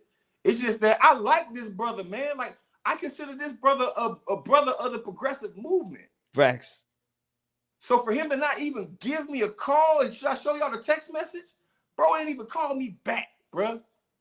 Bro didn't even say. Send me a screenshot. No, I'm joking. I can, but I'm not going to do that to him because I got a little bit. I call men directly. That's right. I'm a grown-ass man. I call people straight up before I'm going to call them out or I'm not going to call them out. I try to have a conversation. And what he did was so foul to me, dog, in this video. Like, I don't even hate him because I'm a forgiving person. But, bro, why bring me up? Why act like you don't know my name? Why in 1 second you say, hey, man, you know what? I didn't even know you went through all that as a progressive brother. Why know my story as a person who lost a job fight for reparations on Bernie Sanders campaign and then give me props for it and then go on this video because you see Ben Dixon got a couple of clicks and you going to start talking about me? Because, anyway, let me stop. I don't want to make it worse. Tim, no, he don't. Anyway, let me not. Keep me humble. Whatever you got, listen, check this out. I'm gonna be honest. Whatever you got, Ben, going on with Tim, that's between y'all two, right? Me and Tim, cool. Listen, me and Tim have had ups and downs on political ideology and issues. But every time we ever met up, We always hung out. We hung out in Maryland and DC. We hung out in South Carolina. I like Tim. I don't know what Tim is on in this clip. Let's listen. 350,000 views. How that happen? So before we get into that, we're going to put a pin into that portion of it. We're going to put a pin in it. And I want you to know that I'm not saying that because no one's allowed to get viewership, man. You know, come on, guys. I had a 250,000 video happen about a month ago, but that was all me, man. That's off the muscle. And I put out content a lot. What would you put so when I saw this video, 300 and something, over 300, about 350,000 views, I said, I got to see this. And the title of it is TYT Contributor Quits on Air. That's what it was. Okay, so here goes the clip. Let's get into it, then we'll talk about it. Past couple years, I've been taking paychecks from TYT. I'm going to skip through our part. Where does he start talking again? I remember back in 2016, who did a series of Trump is a loser. I just want to point this out. This is important. Mm-hmm. He started this video out by saying he saw how many views it got. Yeah. I want to point this out. If Tim Black wakes up tomorrow and makes a video that has 200 million views, you know what I'm going to do? I'm going to celebrate him. Like, bro, come on, man. Well done, my guy. Well done. Because Facts. I support you. I support you as a brother. That's so facts. It's disappointing to see you start a video out of a place I hate. Even if we disagree politically. Facts. Come on. It's disappointing. And it's also disappointing that you ain't text me back. It's almost like you just won't beef with Marcus right now, or you won't beef with these black men because they got some clicks and some views. Really ain't even my best, bro. It's really not even my best performing video, but it's doing pretty good for the family. But like, come on, man. Marcus, you said it right. Let me stop being petty. God help me. Help me not to be petty. If anybody I know who is on the right side of the political spectrum gets 100 million views, I'm going to celebrate them first. I'm going to text them. I'm going to be in the comment section. I'm in everybody's comment section. I'm in everybody's chat room cheering them on. This is not a zero-sum game. YouTube and social media is not it does not have to be a dog-eat-dog world. Everybody can eat. So I don't understand the perspective that he came on off rip. I agree with you 100%. Hang on, let's finish playing. Let's see what else he say. Little clip, man. You know, that took a lot for me to let that whole thing play without me interrupting it at all and allowing that brother to have his say. Mondale starts it off by saying that he has not severed his ties with TYT. It sounds like he just did. Sure you haven't? Sounds like you just severed ties to me. He says that Anna and Jank doing the same thing that Mika Brzezinski and Joe Scarborough are doing. And you might be right about that. You might be right. I'm not even going to say you're wrong about that. I really don't know because I don't watch your content like that. Marcus Farrell goes on to say that he, later in that video, that same clip, he says something like, yo, he don't have a problem with TYT. He loves TYT. He likes their content. He thinks they're great. They're very progressive. And Benjamin Dixon agrees with him. Hence is one reason why I'm no longer fucking with that. So I guess what the thing is that Anna and Jank have moved towards the right. And now they're doing content that is more right-leaning or more Trump-friendly, and it's less Trump is evil. And Jank went from being a guy, I remember back in 2016, who did a series of Trump is a loser videos, of which he did like 2 a day. He was getting all the Trump is evil money. And everyone thought that was great. I remember this. And it seemed stupid then, but I was dumb enough not to realize how much money there was involved with calling out Trump on a daily basis. There's a lot of paper involved in it, which kind of leads me to where I'm going with this. Watson, you may be saying what you're saying may be true, that Jank and Anna may be pulling a Mika Brzezinski in the Morning Joe Scarborough, but you sound a little bit like you're pulling a Sonny Halston. Yeah, with all the fake outrage, man, what are we acting as if? Why are you acting as if the world is falling apart because some people have decided to get money a certain way? Like they don't have any obligation to anyone to get money any type of way. This is what they've been doing. What, you thought before they weren't having a shtick? You mean to tell me you want to pretend that all of that progressivism stuff wasn't a shtick then? Watch the dramatic. Now this is the shtick. I like to know when the shtick ends and when it begins. Kind of hard to tell. To me, it's a bunch of people acting a certain type of way in order to get a certain type of audience and playing to that audience from day in and day out. This looks like From day mirroring. one. That's what it's always been Gaslighting, with these people. But the over the topness, and this is my thing. This is what I have a problem with. The over the topness, like the world is falling, the sky is falling, and everyone's coming to kill us now.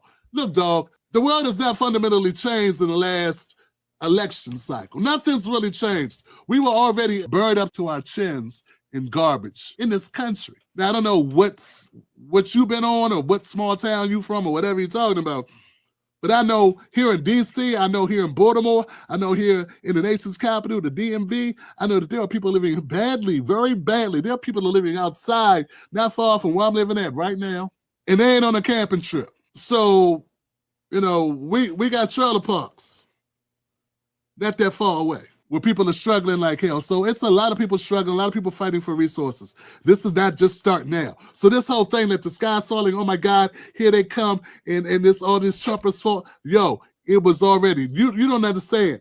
The plight of the country has created an alleyway, a lane for Trump. Trump did not create the lane. The lane was created by the neoliberals, by our system, by this 1% sucking up all everything. Yeah, there's more, but please. pause there. So here's my thing.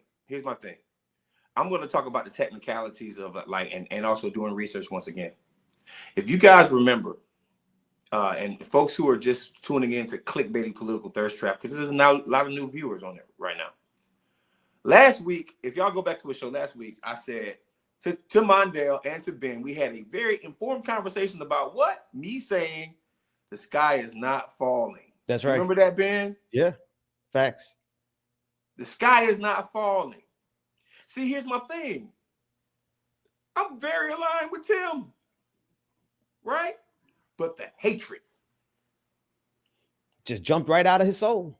I don't understand where it came from. Like the Holy Ghost hatred came out of him. Yeah, it's almost like, well, what are you talking about, bro? And also, how about this? Have the common courtesy to call. He didn't text you back though, did he? I don't. I'm gonna tell you why I don't align with Tim at all.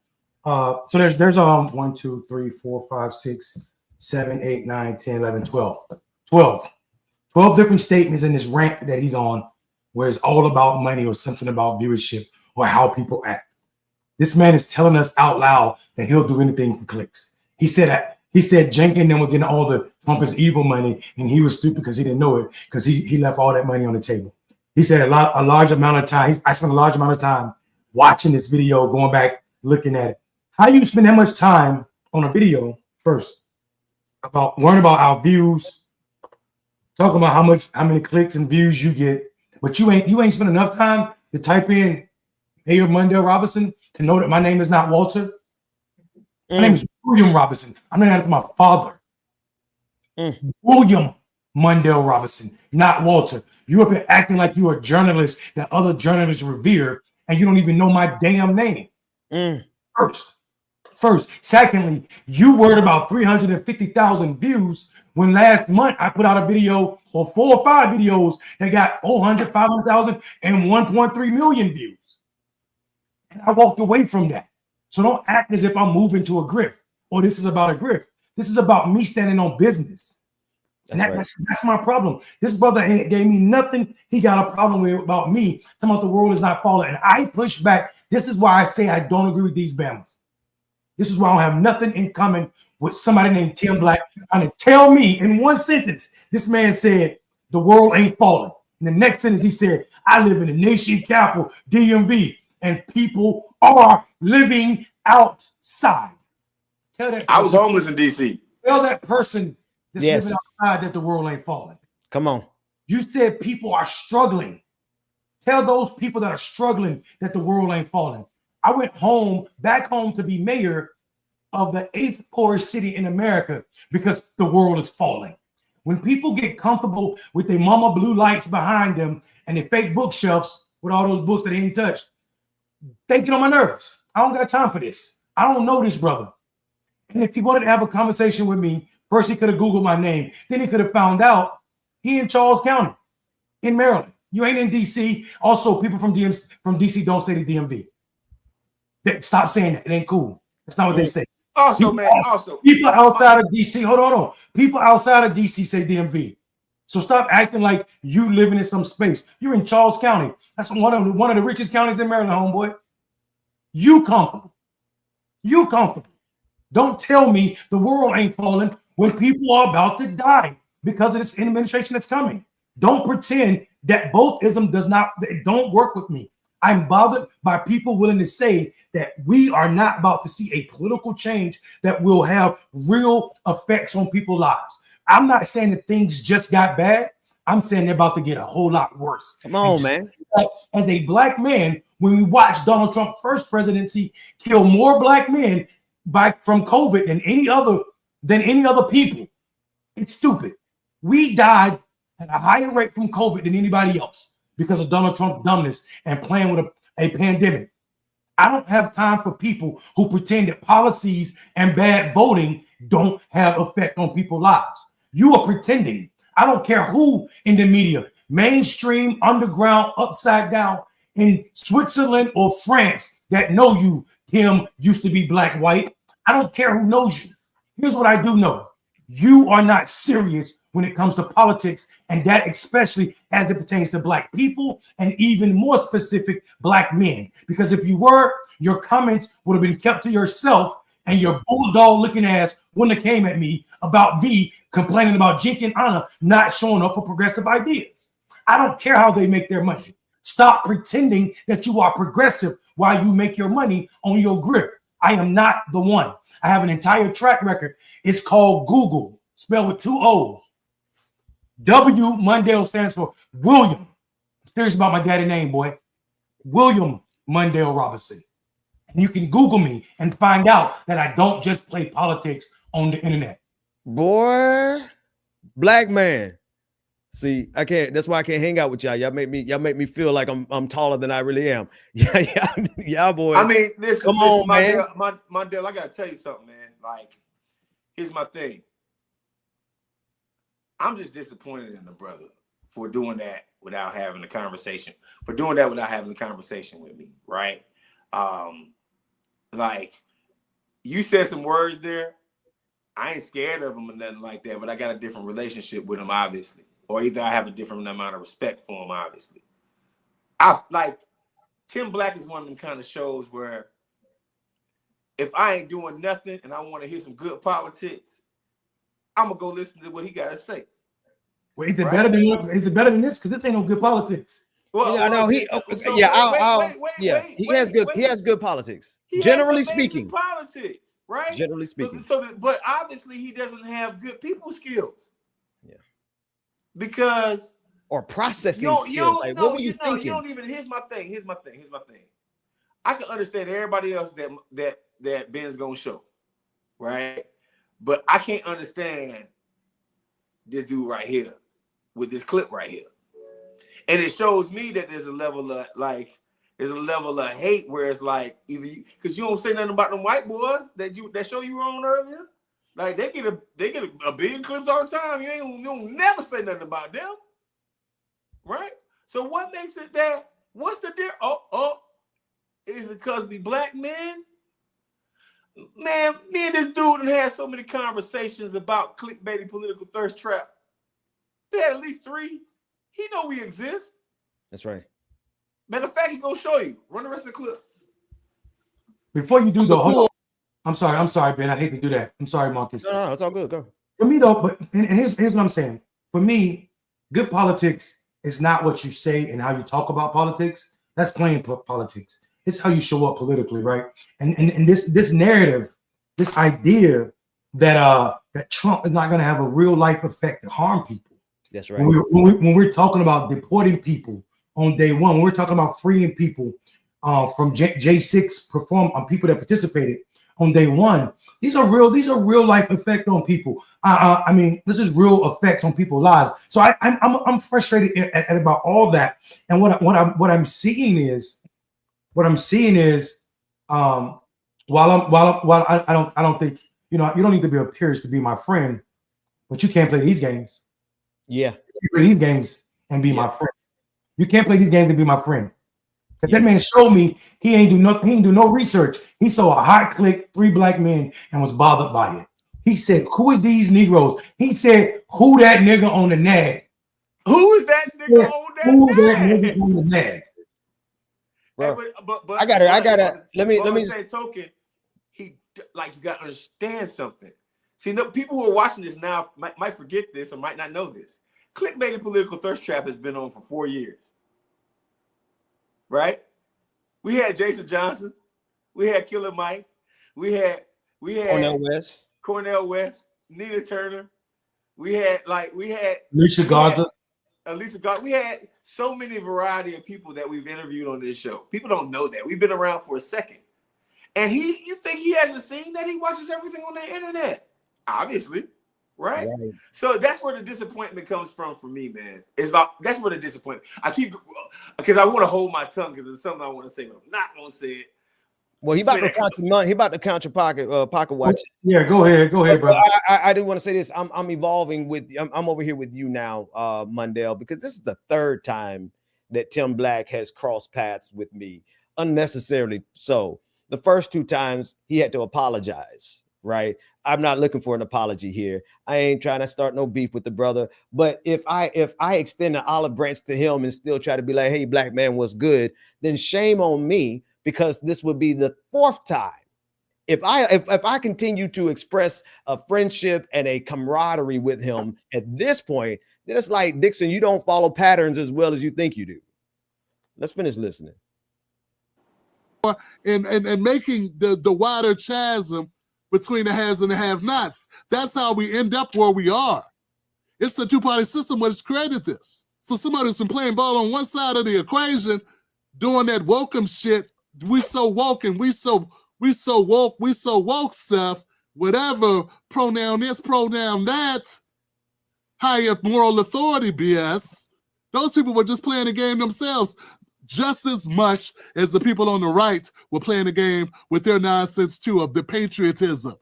Take a knee, oh my God, I'm dying. What is Kaepernick doing? Taking a knee, oh, my life is over. Now it doesn't, nothing matters. My son died in Iraq.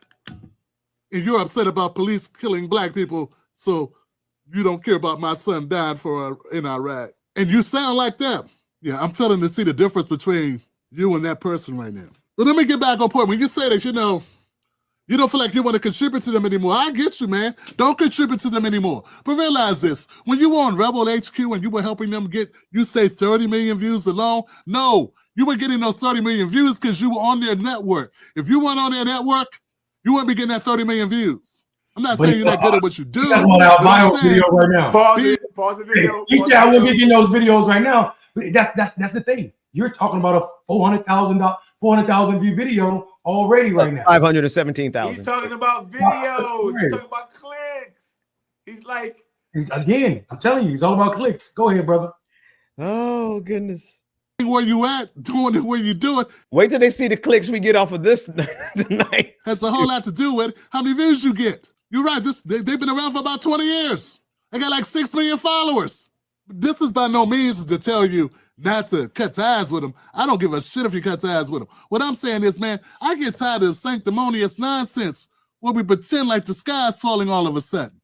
Where people go over the top now, notwithstanding, and I want to respectfully say, whatever is going on with you and your wife and what situation that you've had to deal with, man, my heart goes out to you and your family, Johnson. Last thing I wanted, whatever do is minimize any pain, struggle, of discontent or lack of peace due to any type of political shit. If anybody taunting, threatening, or approaching or encroaching on the peace and sanctity of your home, in the love of your family, man. So I would never, ever, ever make light of that. So be clear. So his whole rant is making light of that. His entire rant about the world's not falling, but people are threatening me and my wife is making light of that. That's the idea that he's taking shot at woke. Yes. As if being woke is a problem. You start out in a sentence before you want to act like you bigging up what I'm going through. You're empathetic to what I'm going through. The sentence before that, you're taking shots at the situation. Don't tell me not to be frustrated with people who are cool or being cool or growing cool. People that call me brother, growing cool with people who want to kill me. You're weird, dude. hey, put that last. Which one? The one before that? It says, yeah, put that last one up. Put that last one up real quick. Was it the yeah, the clickbaity is back. I'm trying to find it. Where is it? So many people commenting. Hang on. It's way up top. Why are you looking for that? It's all good. Let me just tell you something. Yes, clickbaity is back, folks. There it is. I don't know if Tim Black is furious about it or not, but clickbaity's back, folks. I want to just pause for a second to say clickbaity political thirst trap is back and better than ever. I was gonna say better than ever, baby. Right? We cooking. I don't drink as much and I don't cuss as much. Mondale and I have not had one argument yet and threatened each other's lives. Look, man, I never forget when I first came on Clickbaity the first night, and I'm just laughing and kiki, and thinking that y'all putting on a skit. I thought y'all were doing it. I thought it was a gag. I thought y'all were going at each other as a gag. Little did I know y'all ready to kill each other. Well, no, we were ready to kill each other. There's been about 5-6 times, Mondale, where we like literally wanted to like take each other out, like at least. Yeah, like, nah, bro, show up. When you in Atlanta again? Yeah. I think here's the thing. I think people don't even know. We are not. Rebecca got her own thing going on. She's still part of the tangential family. It's bigger than Clickbaity. Is not the only show on Ben Dixon Network, guys. So nobody ain't going nowhere. People got a lot of things going on in life. But yeah, the Marcus and Mondale beats being, they're doing COVID. We said, I know you'd be like, Jesus Christ, all my church gonna leave me with these boys. Well, I wasn't pastoring at the time. I was drinking with y'all pretty hard. You were, and you haven't. Listen, no, but clickbait. But then I got my prescription for medicinal weed. Good. We've been good ever since. Clickbaity is back, folks. I think it's a perfect time during Tim's tirade on us here at Clickbaity Political Thirst Trap, a show that he was a fan of in the past. That I would like to say, hey man, thank you for joining us. Yeah. Subscribe to Clickbaity Political Thirst Trap on our channel, also with Ben Dixon's channel. But let me jump in. Let me do this real quick because I got 725 people watching on my stream right now. Well, 722. I don't know who 3 of y'all haters is just left. I'm joking. But everybody who's watching now needs to be a subscriber to Clickbaity, the actual channel. Can you drop me the link for Clickbaity's YouTube channel real quick in the private chat? I'm going to text it. I'm going to text it to you on Twitter. Man, you know me and phones don't get along. I don't even know where my phone is, man. But hang on. I'll throw it on Twitter. Actually, hold on. Because I'm gonna put it in the chat. Ben Dixon's channel, please just send him in the chat. No, I got it now. I went and got it myself. I got it. Okay. I got it. And I want everybody who's in the YouTube chat for sure and all the other chats. I need y'all to go subscribe to their channel because the way we make this work is our channel. Yes, our. Listen, I'm still learning. I'm still growing. I'm still evolving. And our also, channel. I think it's a perfect moment to do this because since we're talking about clicks and how much subscribers I gotta tell everybody this right here. We really did not start this work to get money. Not at all. It's not like we don't like money, as Tim Black is about to tell you right now about me. At least I like money, right? But we didn't do this for money. We do this show because there's not enough black men, which I thought this guy would support a lot more. There's not enough black men doing this work, right? Not being able to speak their mind. And also, I'm a big fan of saying, if you don't fix, when America gets the flu, America gets cold, black people get the flu, right? So thank you for subscribing. You can keep. Tim's in the chat. Tim, you in the chat laughing. And I think, no, ain't no Tim for me. Hold on. Ain't no Tim for me. My problem is, Tim, I hope you heard what I had to say because I don't find no games in how you approach this situation, brother. And this idea that you think I care about how anybody's making their money playing that game, that ain't my move. It ain't never been my move, Slim.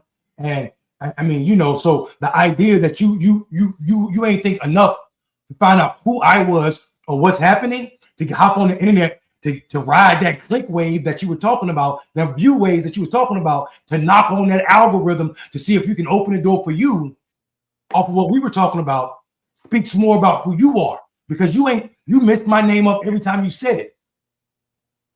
And that to me is lazy journalism. So if you want to be out here claiming you've been doing this for 12, 13 years, act like it. And Google who I am. You ain't got to show up in that manner. And everybody ain't no grifter. But to tell me the world and the sky ain't falling when Donald Trump is ready to pardon people that belong to organizations that want to kill me and my wife, fall back, Slim. You don't know me like that. You don't know me like that, Slim. It ain't even a good look to come at me like that. Because y'all think the only thing that matters is what's said on this internet. Some of us have real political jobs in the real world where we organize people, where we are in communities. We got to be in the streets. All the time. I'm not trying to center myself at all, ever. You can ask the people to the left of the screen. These people know me. Marcus and Ben know me. I ain't never showed up in a way that's transactional for black people or progressives. I ain't never not fought a battle for other people. I ain't never not. You can't find a state in this country where I probably ain't got a felony conviction for protesting for somebody else's issue. That's right. So it don't work for me like that. And this idea, this sanctimonious, I'm not being sanctimonious. I'm making a choice. Hey, man. Hey, I want to close with this. I want to close with this and I'll let you go. William Mundell. Walter died. Put some respect on that man's name. No. Let's run the rest of it. And I'm going to say like this right here. If you are still watching, Tim, you know I sent you a text message today, early this morning, right? You know you could have called me. You know you ain't had to say nothing about what you about to say on this thread right here. And I ain't even trying to act gangster with you. See, here's my thing. Unlike any other show on the internet, I'm going to tell you something. Clickbaity, bro, you laughing. Clickbaity been the show that actually promoted you probably more than any other of them shows that you wanted to be on. Facts. Personally, I promoted you on this show as much as I possibly can. Right? So, bro, you know what I mean? Like, for you to make this video right here, dog, that shit lame. Especially since you ain't answer my phone call and talk to me like a grown-ass man. Nah, I'm going to tell you like this right here. You call me right now, Tim, I'll click off and we can have a conversation about what this video is and how you like did what you did, right? But like to me, either you holler at me and you respond to my text message, or you really are about clicks. You really are about views and everything that you said in this video. Because I ain't did nothing but love you up, bro. No diddy. I ain't did nothing but love you up. I ain't did nothing but show you love. No diddy. Go ahead and play the rest of that video. Tim, I'm waiting for your text message, though.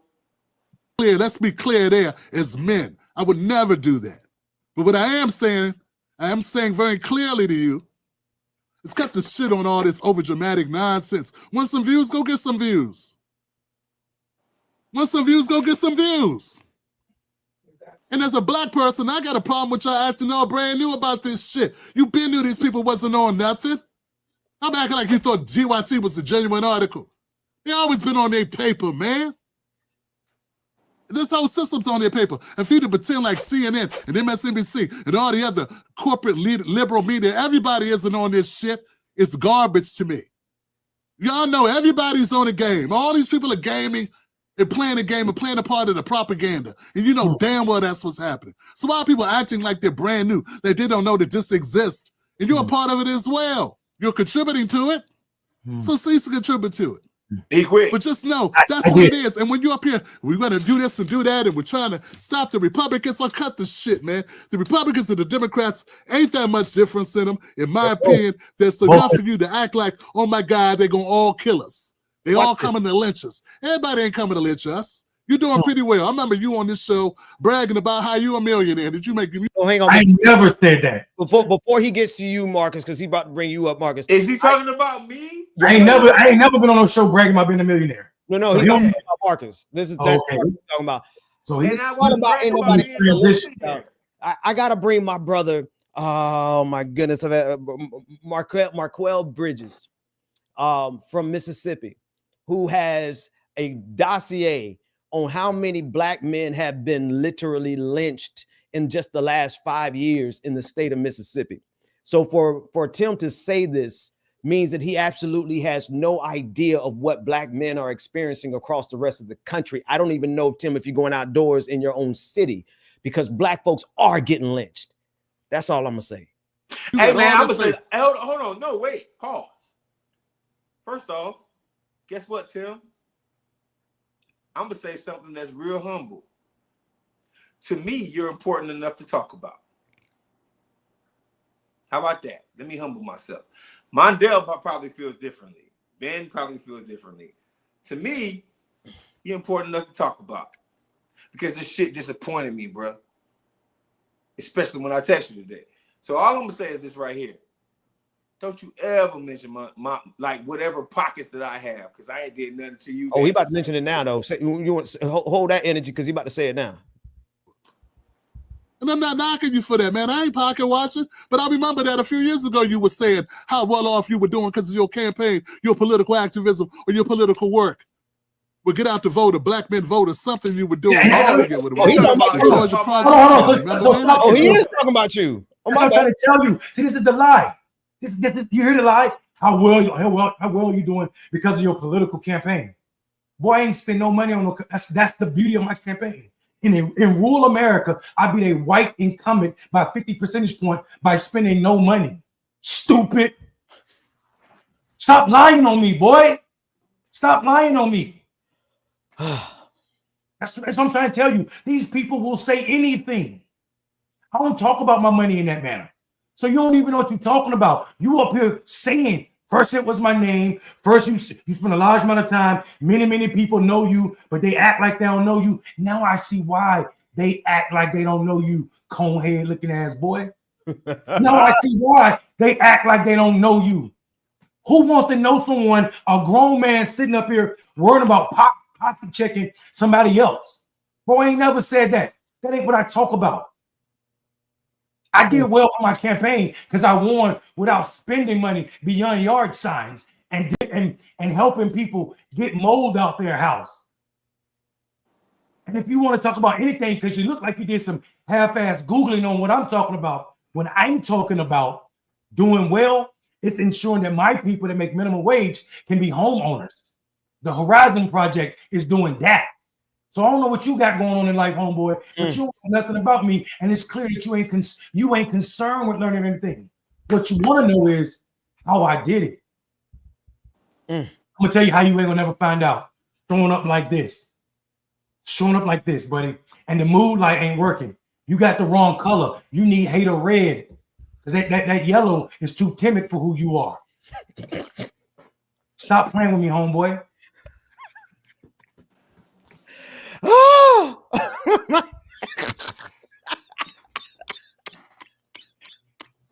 Monday, you're not in the mood for it today, buddy? I mean, first of all, my man is messing up my daddy name, first of all. Second of all, come on, dog. You spend 30 minutes talking about our views and clicks only to get back to if I want clicks, then go get clicks. Monday, I gotta ask you, Ben, and everybody that watches Clickbaity and knows who Tim is. I gotta ask them one question. Would y'all expect this out of Tim? You know, in hindsight, yes. In hindsight, in my y'all want to know my weak spot. My weak point is black people, especially black men. I give black men the benefit of the doubt probably too many times. I'd have gave Tim Black the benefit of the doubt too many times. I'd have had to call him directly. I'm just like you, Marcus. If I know you, I got your phone number, and we got beef, I'm calling you that day. We gonna talk to each other. I'm calling you that day. So I forgave Tim, and it ain't even a big deal. Like, it's political beef. So most of the time I'm like, it ain't even nothing, not even a big thing. This is different though. This got real personal about Mondale's family, about Mondale's money, about Mondale's intentions, and then he played like he couldn't remember your name, Marcus, when he just interviewed you. He remembered my name though. Tim know who the hell I am. Yeah, I know he knows. All these things in my head. Y'all did, man. It's y'all crew with the DJ and with the good woman and the I don't know what y'all. He even brought in DJ Exclusive and Rebecca Azor. It's a whole different show, same family, but bruh, why would you do no? Okay, now I gotta ask this from a perspective of a man who just has just insight. Brother, why would you put this video out? Why would you put a video with so much haterade just laced all in it, all through and through, so everybody could see that you are a certified bona fide hater down to your core? Why? You could have kept that hate to yourself and no one would have been known the wiser. Now you're going to go viral. Now you're going viral. Now you're going to get them 100,000. Well, I'm going to get them 100,000 clicks on my channel. I'm going to use it to pay. I'm going to use it to get some more equipment for DJ. I'm going to use it to get some more whatever we need for this channel. Why would you do this to yourself, Tim? You got nobody who you say your family love you. They should have told you. Don't go after black men like that, especially not black men crazy like us. Mondale, especially. Ben, I put something. Ben, I put something in the private chat. Can you mind? Is it possible to play that video or no? Yeah, let me see if I can grab it. Go ahead. Let me finish. Y'all want me to finish playing? Y'all gonna talk? Yeah, I mean, oh, go ahead, Marcus. Nah, I think we done enough. We did enough for him. We still got one more group to go. Man. And to be quite honest with you, bro, like, here's my thing, man. Like, I am a Tim Black fan. I like that whole Johnson thing that he does, man. Like his whole thing is dope to me. What Johnson? He calls people Johnson. And I mean, like, to be honest with you, that's how I show that I'm a fan. Like I rock with dude. I was honored to be on his podcast. Somebody tell me, somebody tell me what does that mean? Because it's like it's just his nickname for everybody. It's his nickname for everybody. Yeah. Oh, because I'm like Squirrel Gang. Yeah, because my first job was the United States Marine Corps, and calling somebody Johnson is calling them a dick, basically. Well, yeah, I do. Well, it could be. He could be doing it. All right, you want me to play this or you want us to read this? I really want people to. I really want people to see. Last year, she was mesmerized. Right there on that letter. But that was in New York. She's been out of sync. Something's off. Go ahead. It ain't that long, Ben. Just trying to wait for this commercial to go. I can't skip it. There are a lot of people watching. Enfield residents woke up to racist letters in their driveways. This comes days after construction crews tore down a Confederate monument in the town. Tonight, I talked with one homeowner who says she is not intimidated. Got him. On Sunday, a bulldozer brought down a Confederate statue at a local park in Enfield. Then 5 days later, residents in the town received a letter in a plastic bag with a racial slur, calling on the white people of Enfield to do something after someone, quote, stomped down a piece of their white heritage. Go ahead. Can we go back real quick? Because what I really want people to see is the words on that letter. Okay, hang on. It's gonna be a little tricky. All right. White people of Enfield, you have let a blank, I'm sure in the N-word, the word tyrant stomp on your white heritage. What will you do? Don't let them get away with anything. Loyal white knights. Right there, Ben. Hotline for people that don't know who the loyal white, this was left over all over the whole community, telling people you need to kill me. Then they dox me. So people playing games is absolutely out of their mind. I don't have time for it, because on top of that, Ben, people might not know who the loyal white knights are, but that's the largest active chapter of the KKK, who happen to be in Surrey County, North Carolina, who planned the Charlottesville's march. That's who they are. So to pretend that they're not active, or to pretend that the world ain't falling, the world is falling just like that monument fell. So I don't have space for people pretending that. That's all I needed people to see. But you know, it's people living out here, bro. People living out here. Hey, Mondale, can I say something to you? Like, as much as we go back and forth about everything, like watching you like getting elected, one of the coolest things to see about you getting elected is that, like, I saw somebody who I supported do something that I wanted to see done. And you know how rare that is? People get elected. Leave that up for me, Ben. Go ahead, Mark. Yeah, people get elected and they like placate and they play political games. And in a town like Enfield, right, where you probably there's probably less than, you know your stats in your city. You decided to show up a couple of days after you get elected, take a bulldozer and knock over the Confederate monument in that town. That's right.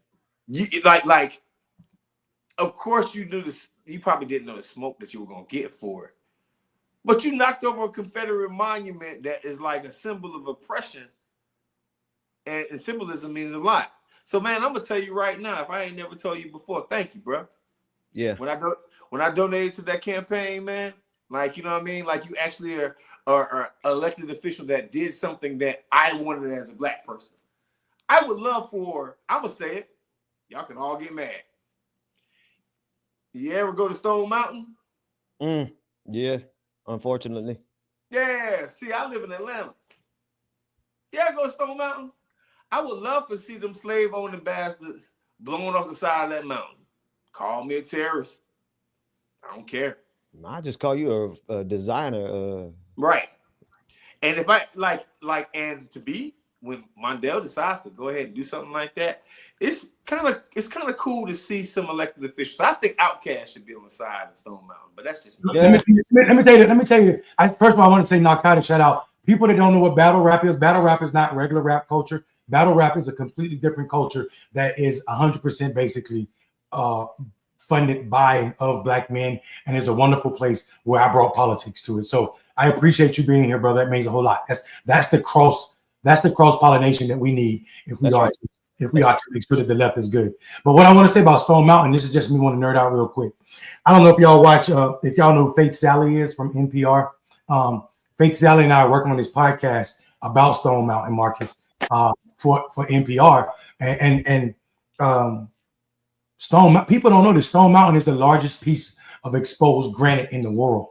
In the world, yep. Now let me blow your mind for real. Guess where that granite comes from? Don't tell me. Where? Africa. Ask me how. How? When the continents were shifting, when they was falling apart, the Africa crashed into East Coast and pushed that up.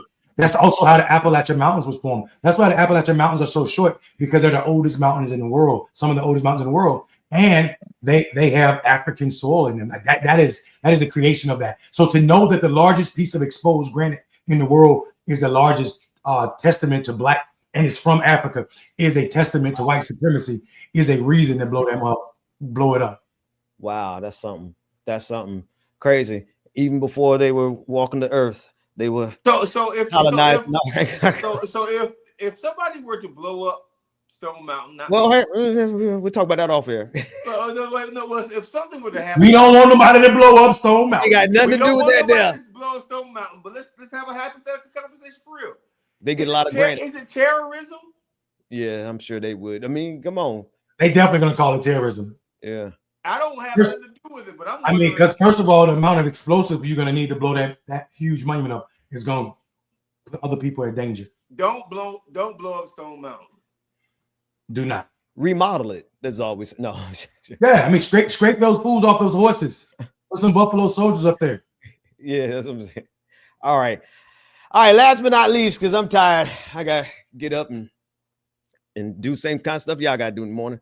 But here, the Cartier boys, Cartier children, the young bucks, young bloods, they got to be in their early 20s. YNs. Yeah, youngins. Let's see what they got to say. Hang on. Here they go. They had a lot of choice. That they're going on these platforms and they're trying to make nice with people who are literally trying to destroy not only democracy, because some people don't care about democracy. I do, but they're also Let me skip the moment. You just argued.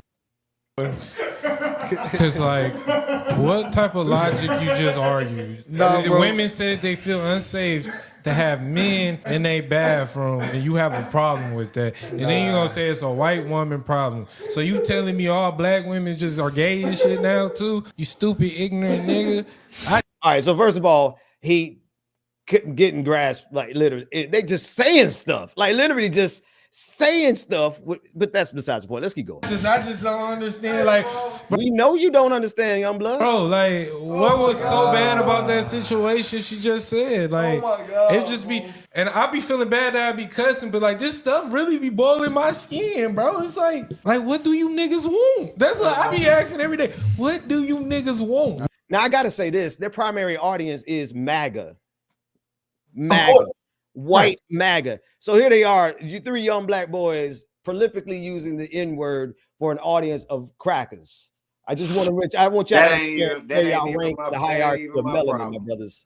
That ain't even my problem. When he asked that question, I just want him to live. When he asked that question, I just want him to be alive. Like, what do you niggas want? Oh, okay, that's the answer to his question. Yeah, Okay. I just want to You kind, you kind, but I like the word of God said we meet people where they are. Where he is on some ignorant stuff. So You said immigrants. Immigrants actually hurt the black minorities, bro. Brother. Black minorities. What? Is there a black majority too? What is he talking about? Immigrants actually help the black minorities.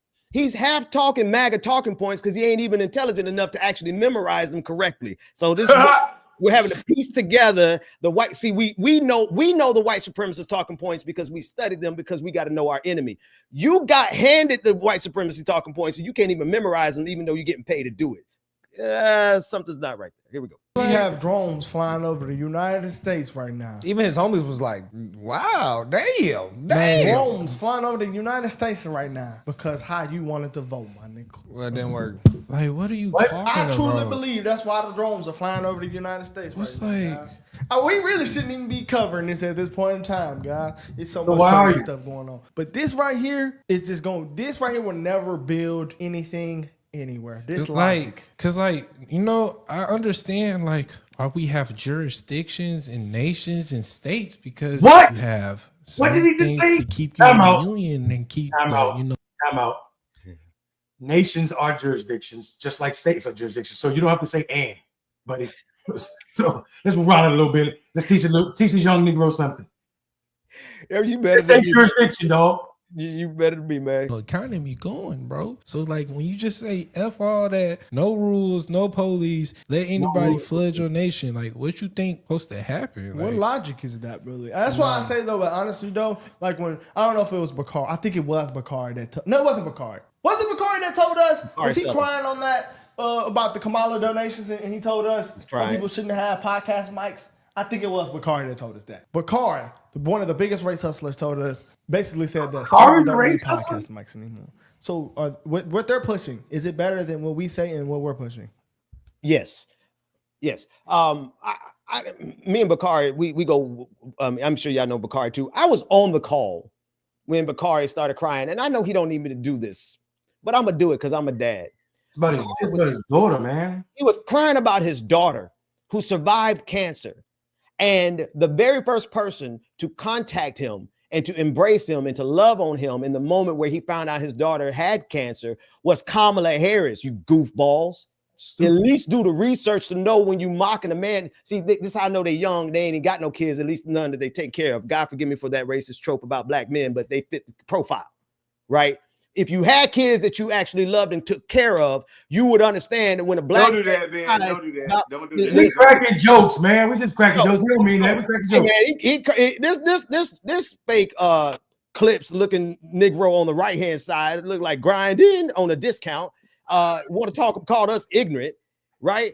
So yeah, I'm gonna say that. Bakari was crying over his daughter who survived cancer, and Kamala Harris was the first person to reach out to him for it. And these goofballs want to mock that, mocking it for Donald Trump and MAGA and your audience of white folks. What neighborhood y'all live in? Because y'all certainly, y'all strike me as y'all have come up rather privileged and elite yourself in some upper middle class neighborhood where your parents could afford to buy you Pro Tools when nobody else could get Pro Tools, and y'all look like a bunch of failed rappers. That's the energy I'm getting from this. You ever heard of NSYNC, the band? I'm getting unsync. I'm getting G2K. This ain't even B2K. I don't have time. These fake Amarion, Chris Brown, and Joe Torre looking clowns. Listen, bro, we know it's important to these guys. It's behind them. It's all over them. The YouTube clicks. He wants you to know that they've had enough clicks to be found out by YouTube. Okay, perfect. Comparing what you put out, your content, to what we put out is unbelievable. You don't know the difference between nation states and jurisdiction. You don't understand that immigrants are not the reason black people are poor. Say it again. You don't understand that American policies are the reason. When you ask me what kind of logic is it to let people flood this country, I don't know. I thought it was the kind of logic that this country stood for. Have you ever been to the Statue of Liberty? Have you ever read the plaque in her hand? It says, "Send who to me?" It says, "Send who? Your muddled masses." What is the masses? The masses is not one or two. It's the multitude. Come on. I thought it was the Christian nation. So Jesus said, "What you do for the alien, you did or do for me." Come so on. if you want to know what kind of nation is the question for you, homeboy? Stop playing with me, little boy. great Man, value. my only thing about these brothers is a lack of nuance, right? Like you actually have to have an argument to have nuance, though. They don't even have a coherent argument. Well, no, boy. They don't have an argument. What they have is a feeling, right? And a feeling is very different from like what's going to tangibly change the same neighborhood that they talking to. The people that they talking to in certain neighborhoods, a feeling ain't gonna change that. You gotta have a little bit of knowledge. And I am gonna say this because I know them brothers gonna respond because that's what rap beefs are. And if they don't, good on them. But they're gonna respond to this. No, y'all boys don't have enough knowledge. Y'all boys don't have enough knowledge to actually respond to the video that you're watching right now. Not at all. You have a feeling. And y'all better do your research. And what I will say is, you better do it right, fellas. I Do know it y'all deep might have a lot dive. of followers. We've taken down plenty of people bigger than you ever Better would do it right. imagine. And it ain't about Republican, Democrat, because if y'all get that binary, big word, binary, if y'all get that binary and decide that, oh, well, they just Democratic shields and this is fault. Nah, y'all ain't really watching. But I would love the opportunity to teach you brothers, man. I would. I ain't trying to dismiss. Like, listen, Mondale and Ben are on a warpath right now. I'm chilling, man. I'm vibing actually. I'm like, boy, these boys got to reach. Maybe we could put them on to something that's going. Listen. There's Delano Squires, Sean Mike. I'm just naming Republicans, people who I agree with about less than 1% of things, right? And also Pedrano from Philly. These boys, I don't read nothing these guys got to say, but they don't show up like this, homeboy. You know what I'm saying? They don't show up like this, and it ain't my thing at all. I'm gonna have to teach these kids. All right, so we not teaching the youth, huh? No, I'm more than happy to teach these youth, but these are stunted youth. These are like, you know. Well, I mean, it is kind of. I mean, there is a sort of fake ratchet going on. Right. Man. Exactly. Oh, wait a minute. See, you got to do your research, boys. And I almost forgot. Thank you for saying that. Let me pull up my research on these. Go ahead, Ben. Go ahead. Oh, there you go. All right, that was Dan or George. I've got his name. We'll get to that one in a second. The first time I ever met these boys, Cartier family, they had a slide in my mentions upset about me defending Jasmine Crockett. They had a problem with me defending Jasmine Crockett, and this is what they said: "There's no way you're listening to a woman who is a college graduated, Who is a college graduated, okay, and now serving as a U.S. Congressman, talk about pressure, and this is what you come up with." Right. So she was talking. Remember that day, them white boys in the Republican Party were in Capitol Hill talking about they were oppressed. I did a video in her response. That's the first time I ever heard of them. Never heard of them before that. But that's not even the point. Here's what I want to show you. Boom. There they go. Tell me who that white boy is on the left-hand side. No, man. Benny Johnson. Benny Johnson, who received $100,000 per episode from a Vladimir Putin network. This is who y'all cheesing and grinning up on. Oh, man, come on, dog. I gotta know. We should have started there. There's more. Hang on. Oh, they say they'll be waiting. So we know y'all in the audience. We already saw him with Vivek.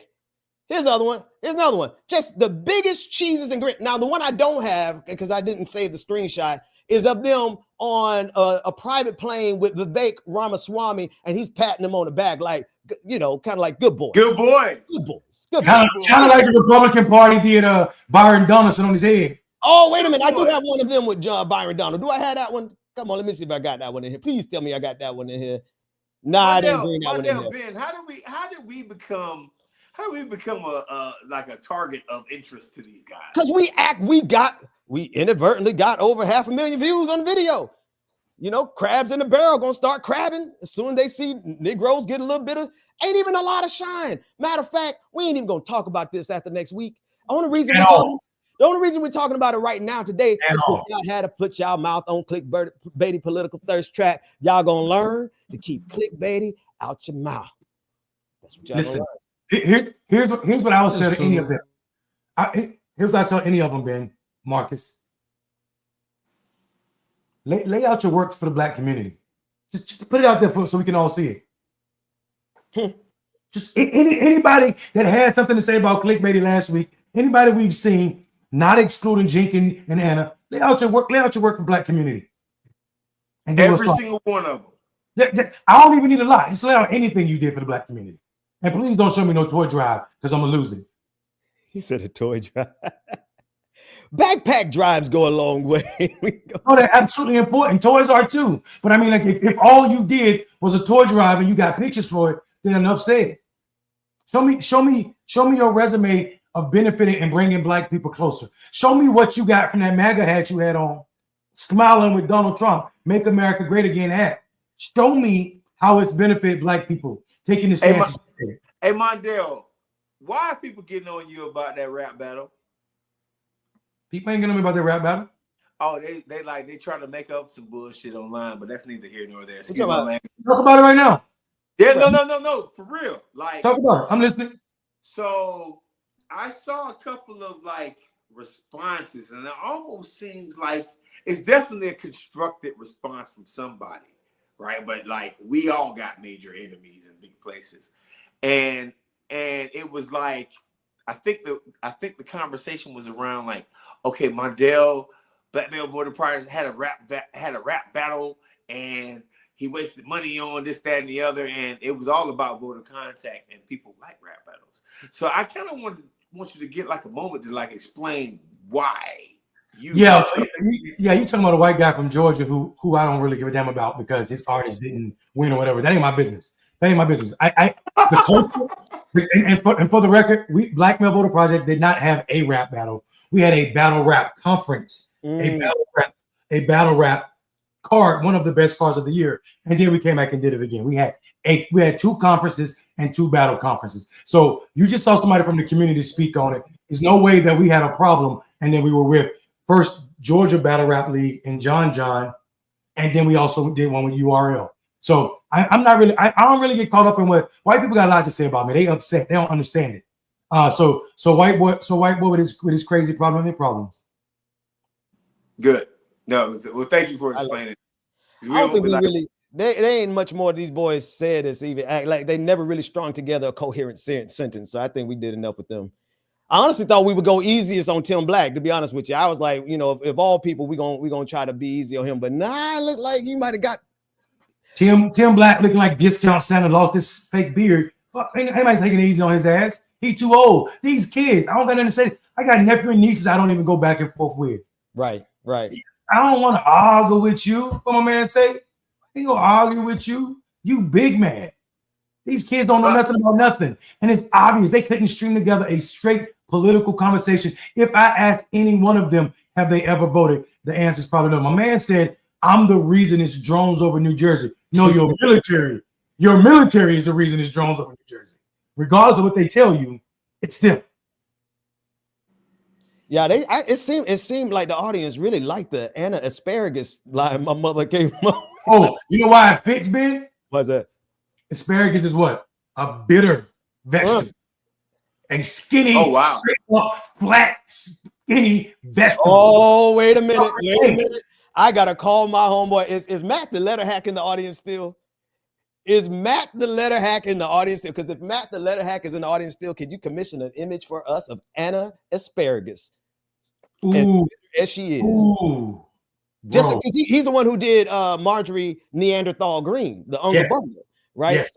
So yes, if Matt the letter hack is in the chat, if not, somebody hit him up. I hit him up myself. We need to commission an image of Anna Asparagus, and I want to credit my mother because I mean I ain't never seen my mom roast somebody so quick and so easy as she did Anna. But anyway, fellas, I think we covered all of our bases. I think we did. All hearts and minds are clear. I was trying to say one thing. Yeah. We do this every week, y'all. Every week, make sure you find us where you found us. And just know that we're never going. I don't see me changing all skinfo and kinfo. I don't see me changing my position, and the guys I'm sitting next to, I don't see them changing their position. So if you're looking for progression, you found it. We back. Yeah. Hey, for sure. But you know what we're gonna do? We're gonna do best practices. I learned to do best practices from them 2 young white boys you were on today, Silly and Billy. One thing they do every episode is they're gonna go through every single super chat. And so I know how to learn. Tropical Ding Dong is a hell of a name. He took too damn. Bro, you said a line when you said this, Mark Mundell. He took too damn much from the ethos. Talking about TYT. Facts. Shout out. Thank you for that super sticker. Tiger, thanks for the $5 super chat. They also ignore the fact that every time black folks lifted ourselves up by our bootstraps and got taken out like Rosewood and Tulsa. Every time. Tiger, you better stop reading books and knowing what you're talking about. That don't go well with dumb people on the internet. Right. It don't go well with MAGA is what you're saying. Black MAGA especially. Thank you for that super chat, $5. This is another super chat. Didn't say nothing. They just want to send it. Andre, thank you so much for the love. Shout out to CBP Film, $5. Tim Black is a animal that we can't say on air right now that tried to walk the line just after clicks. Yeah, you know, hey, some people are saying. Storm Chaser Patrick Panetta. Anytime someone criticizes you for doing something for clicks and views, they're right. This is YouTube. The entire point is clicks and views. That's not a good criticism. Get those clicks. And we shall, and we shall. So let it be written, so let it be done. Here we go. I don't want Tira, much love. Thank you. We are repping. Thank you. Thank you for repping us. Thank you, Tira. Snack Panther, $10. Thank you. Stop the Tim Black on black crime. Mayor Mundell all day.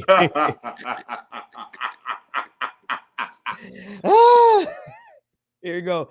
Another CBP Film, $5. Thank you for the super chat. Black people, we have to understand that there are black people with white mentality. Yeah. Unfortunately, there's a lot of that. And It's why Harry Tubman had a gun. Narcotic, $5. Thank you again. People act like this is a sport and we're just rooting for teams, like they aren't spreading rhetoric that puts people at risk in real life. That's right. That part. Another one from CBP. It's a safety place. It's a place of safety. Absolutely. Right? Yeah. Absolutely. Tim is the definition of crabs in the barrel. I wouldn't want to believe it myself if I didn't see it 3 times in a row. So shame on me for letting them get me the 3rd time and still being surprised. Like, and I'm upset. I'm upset a dummy from Texas told you and you didn't listen. Fool me once. You know what got saying in Texas. Fool me once, can't fool me again. I didn't even pick up what he was putting down. Betty Veronica, $10 to go towards a phone tracking device for Ben's phone. Listen, Betty, I lost that phone a year and a half ago. And I tell you, in the time since, I have been delivered from all sorts of deliverance things that I need. It's just good. I like to not be Pavlov's dog when my phone rings, when a notification. I used to jump every time I heard a notification. I was glad when I lost it. But thank you. That will go to the light bill or something. Here we go. Alderman Gomez, The Power of Language, How Woke Went from Black to Bad by Ashina Robinson, Deputy Editor, Director, Food for Thoughts. Thank you all for all you do. Much appreciated. Remain woke. Stay woke. Absolutely. Thank you. I put a video out today, and I'll jump in anytime you want, guys, because I'm just in full throttle mode getting us out of here. But I put a video out today thanking his woke white brother. I'm celebrating white folks who don't mind being woke. We need more white woke folks. We got to reclaim that, not out of a linguistic thing. Yes, out of linguistics, but also out of the fact that they want to make us afraid of it and they want to neutralize us. So let's take that back because it was never theirs to begin with. And just jump in whenever you want to. It was 11, what's that, euros? Tim, keep my name out your mouth. Yep. Okay. NC, New York City Playboy 78. Squirrel Gang is back. Gang. Put some acorns up in the chat, y'all. Put some acorns. Where are the acorns? I ain't see that many acorns tonight. Oh, they putting them up. Put them up. Justin Fon, $2. Fake clips. I love you. Yeah, somebody else came back and said a great value grinding. Great value. No, great value Pusha T is what they said. The boy on the right hand side looked like. Matter of fact, I want to put his face back up so everybody can know what we're talking about. He looked just like that. Boy on the far right. Look like a T-move Pusha T, don't it? Anyway, let me stop. T-move Pusha T. they could probably roast me really good because you know it is what it is. I got you, Ben. I'll handle the jokes for you. Zora Neale Hurston, all skin folk ain't kin folk. Fact. Right. And then we have some more. Y'all still coming through. Benny Loco, onward through the fog, America, for what it's worth anymore. Amen to that. Tracy Eva, sending everyone love, hugs, solidarity, and peace. Thank you. Tracy's Eva. Squirrel. I see the squirrel. Tracy, what's up, man? Tracy be pulling up the church service on Sunday morning. Yeah, Tracy, what's up, man? Storm Chaser. Again, keep speaking truth to power when others won't. That's all we know how to do. It's a bad habit, and I ain't gonna quit it. Ma Dukes, the poet. Thank you for the $10. Absolutely respect and appreciate hearing you gentlemen and your opinions. Another great place to hear real progressive views. Mundell makes me want to move to infield. We got space for you. Building new houses before. Come on out. He's gonna pay your rent too. He's gonna pay your rent when you get there. He's gonna pay your rent. He's gonna make sure you eat every day. And he got Uber Eats for a month on Mondale. My wife just started back speaking to you, dog. Mundell, you must have cut the good camera on. That's the same camera, brother. He crispy. You crazy? Stop lying, boy. You better hang on. Let me solo view this. That's that good camera. Hang on. What's the difference? You guys show. Hold on. Let me do my Marcus slash. It's Christmas time. You don't want me to show Christmas you. time. Might as well get Black Ben, Miller. let me do my light skin Marcus slash Drake eyes. It's Christmas time in FLNC. Ben, I think you forgot. Graphics in collard green. You forgot T-Bone. I tore down the Confederate. and onomatopoeia. Onomatopoeia. What do you say? What? You forgot onomatopoeia. That word. You speaking in tongues, brother? Go up there, you'll see it. Go up there. Onomatopoeia. Onomatopoeia. Where you see this at? Go up, man. It's up there. Scroll up a little bit to 1020. Man, I've been talking to y'all for the past 2.5 hours, man. Yeah, man. You don't see 10 at the 1020? I can stay. No, he's trying to point to me a specific one at 1020. Hang on, I'm going back. 1021. A lot of people said something at 1021. T-Bone. I got T-Bone. Oh, wait. Okay, this one. I left TYT after 71 months. Wow. Well, that's crazy. It's not showing up. That's where real. You're right. Thank you for saying that. Here's another one.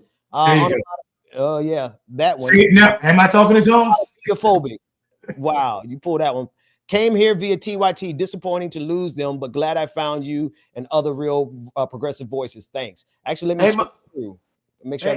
Ben, like I do want to tell the new folks that we don't always just try to go after people who came after us.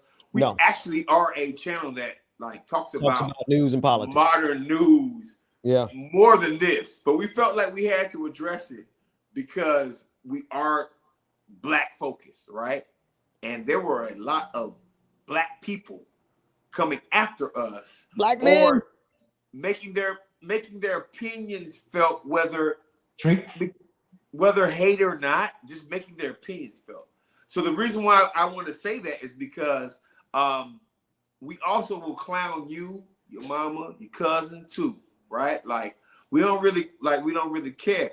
The thing is at the end of the day, like if you're gonna talk politics, just like I don't know every lyricist in the rap game right now. I'm not gonna sit up and say I'm the best judge of what hot music is right now. But let me tell you something. We talk politics. We know what the hell we talking about. Don't half-ass it. Try to get some clicks off of this.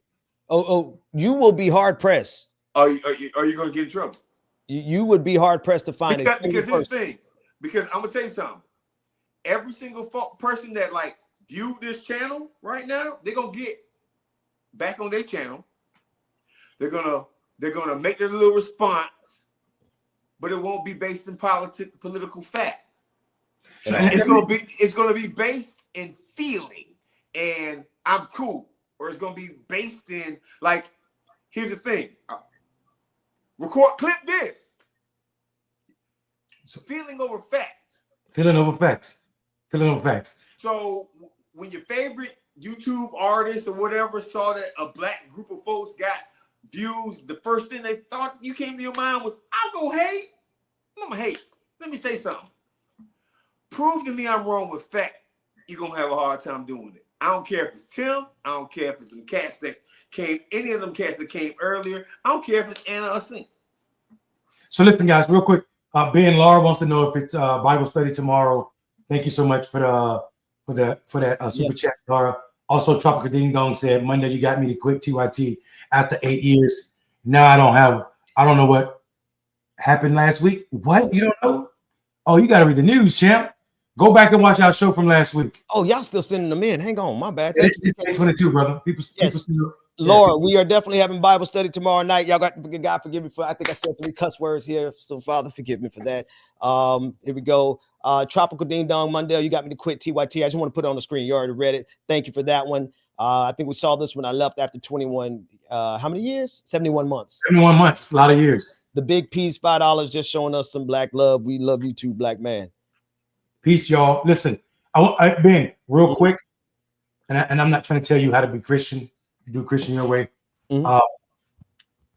But in days of old, I'm just joking about the cussing thing. Oh, no. You know, for other people who need to hear this, it's on my heart.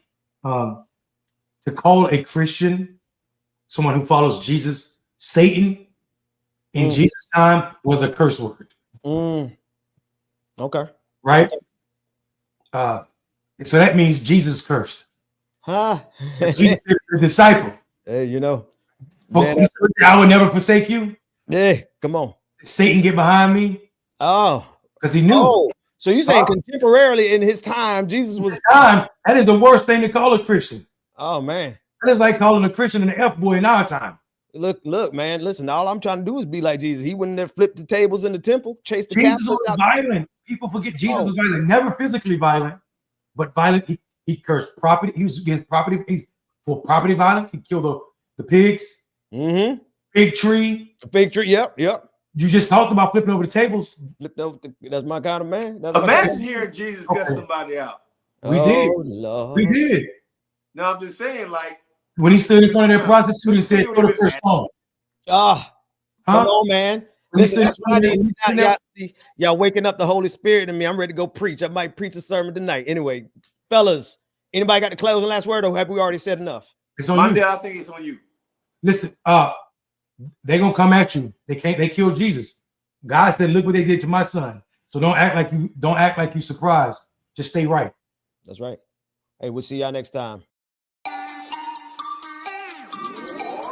Trap squad, trap squad, trap squad, trap squad, trap squad, trap squad, trap squad, trap squad, trap squad, trap squad, trap squad, trap squad, trap squad, trap squad, trap squad, trap squad. Hey, clickbaity political. Yeah, thirst trap, trap squad, squirrel squad. Our mission is critical to speak the truth to the masses. We here for the fight. We ain't started, but we here to finish it. Sick and tired of seeing the privilege. Take advantage of the weak and the innocent. So we let our voice be heard. Every single weeknight, unapologetic. Black people, despite this white supremacist system that we live through on a daily, we still throwing up those acorns cause we represent clickbaity. Trap squad, trap squad, trap squad. Let me hear ya. Trap squad, trap squad. Throw those squirrels up if you with it. Trap squad, trap squad. Yeah, I see you, yeah, I see you. Trap squad, trap squad. Clickbaity, thirst trap. Trap squad, trap squad. Trap squad. Let me hear ya. Trap squad, trap squad. Throw those squirrels up if you with it. Trap squad, trap squad. Yeah, I see you, yeah, I see you. Trap squad, trap squad.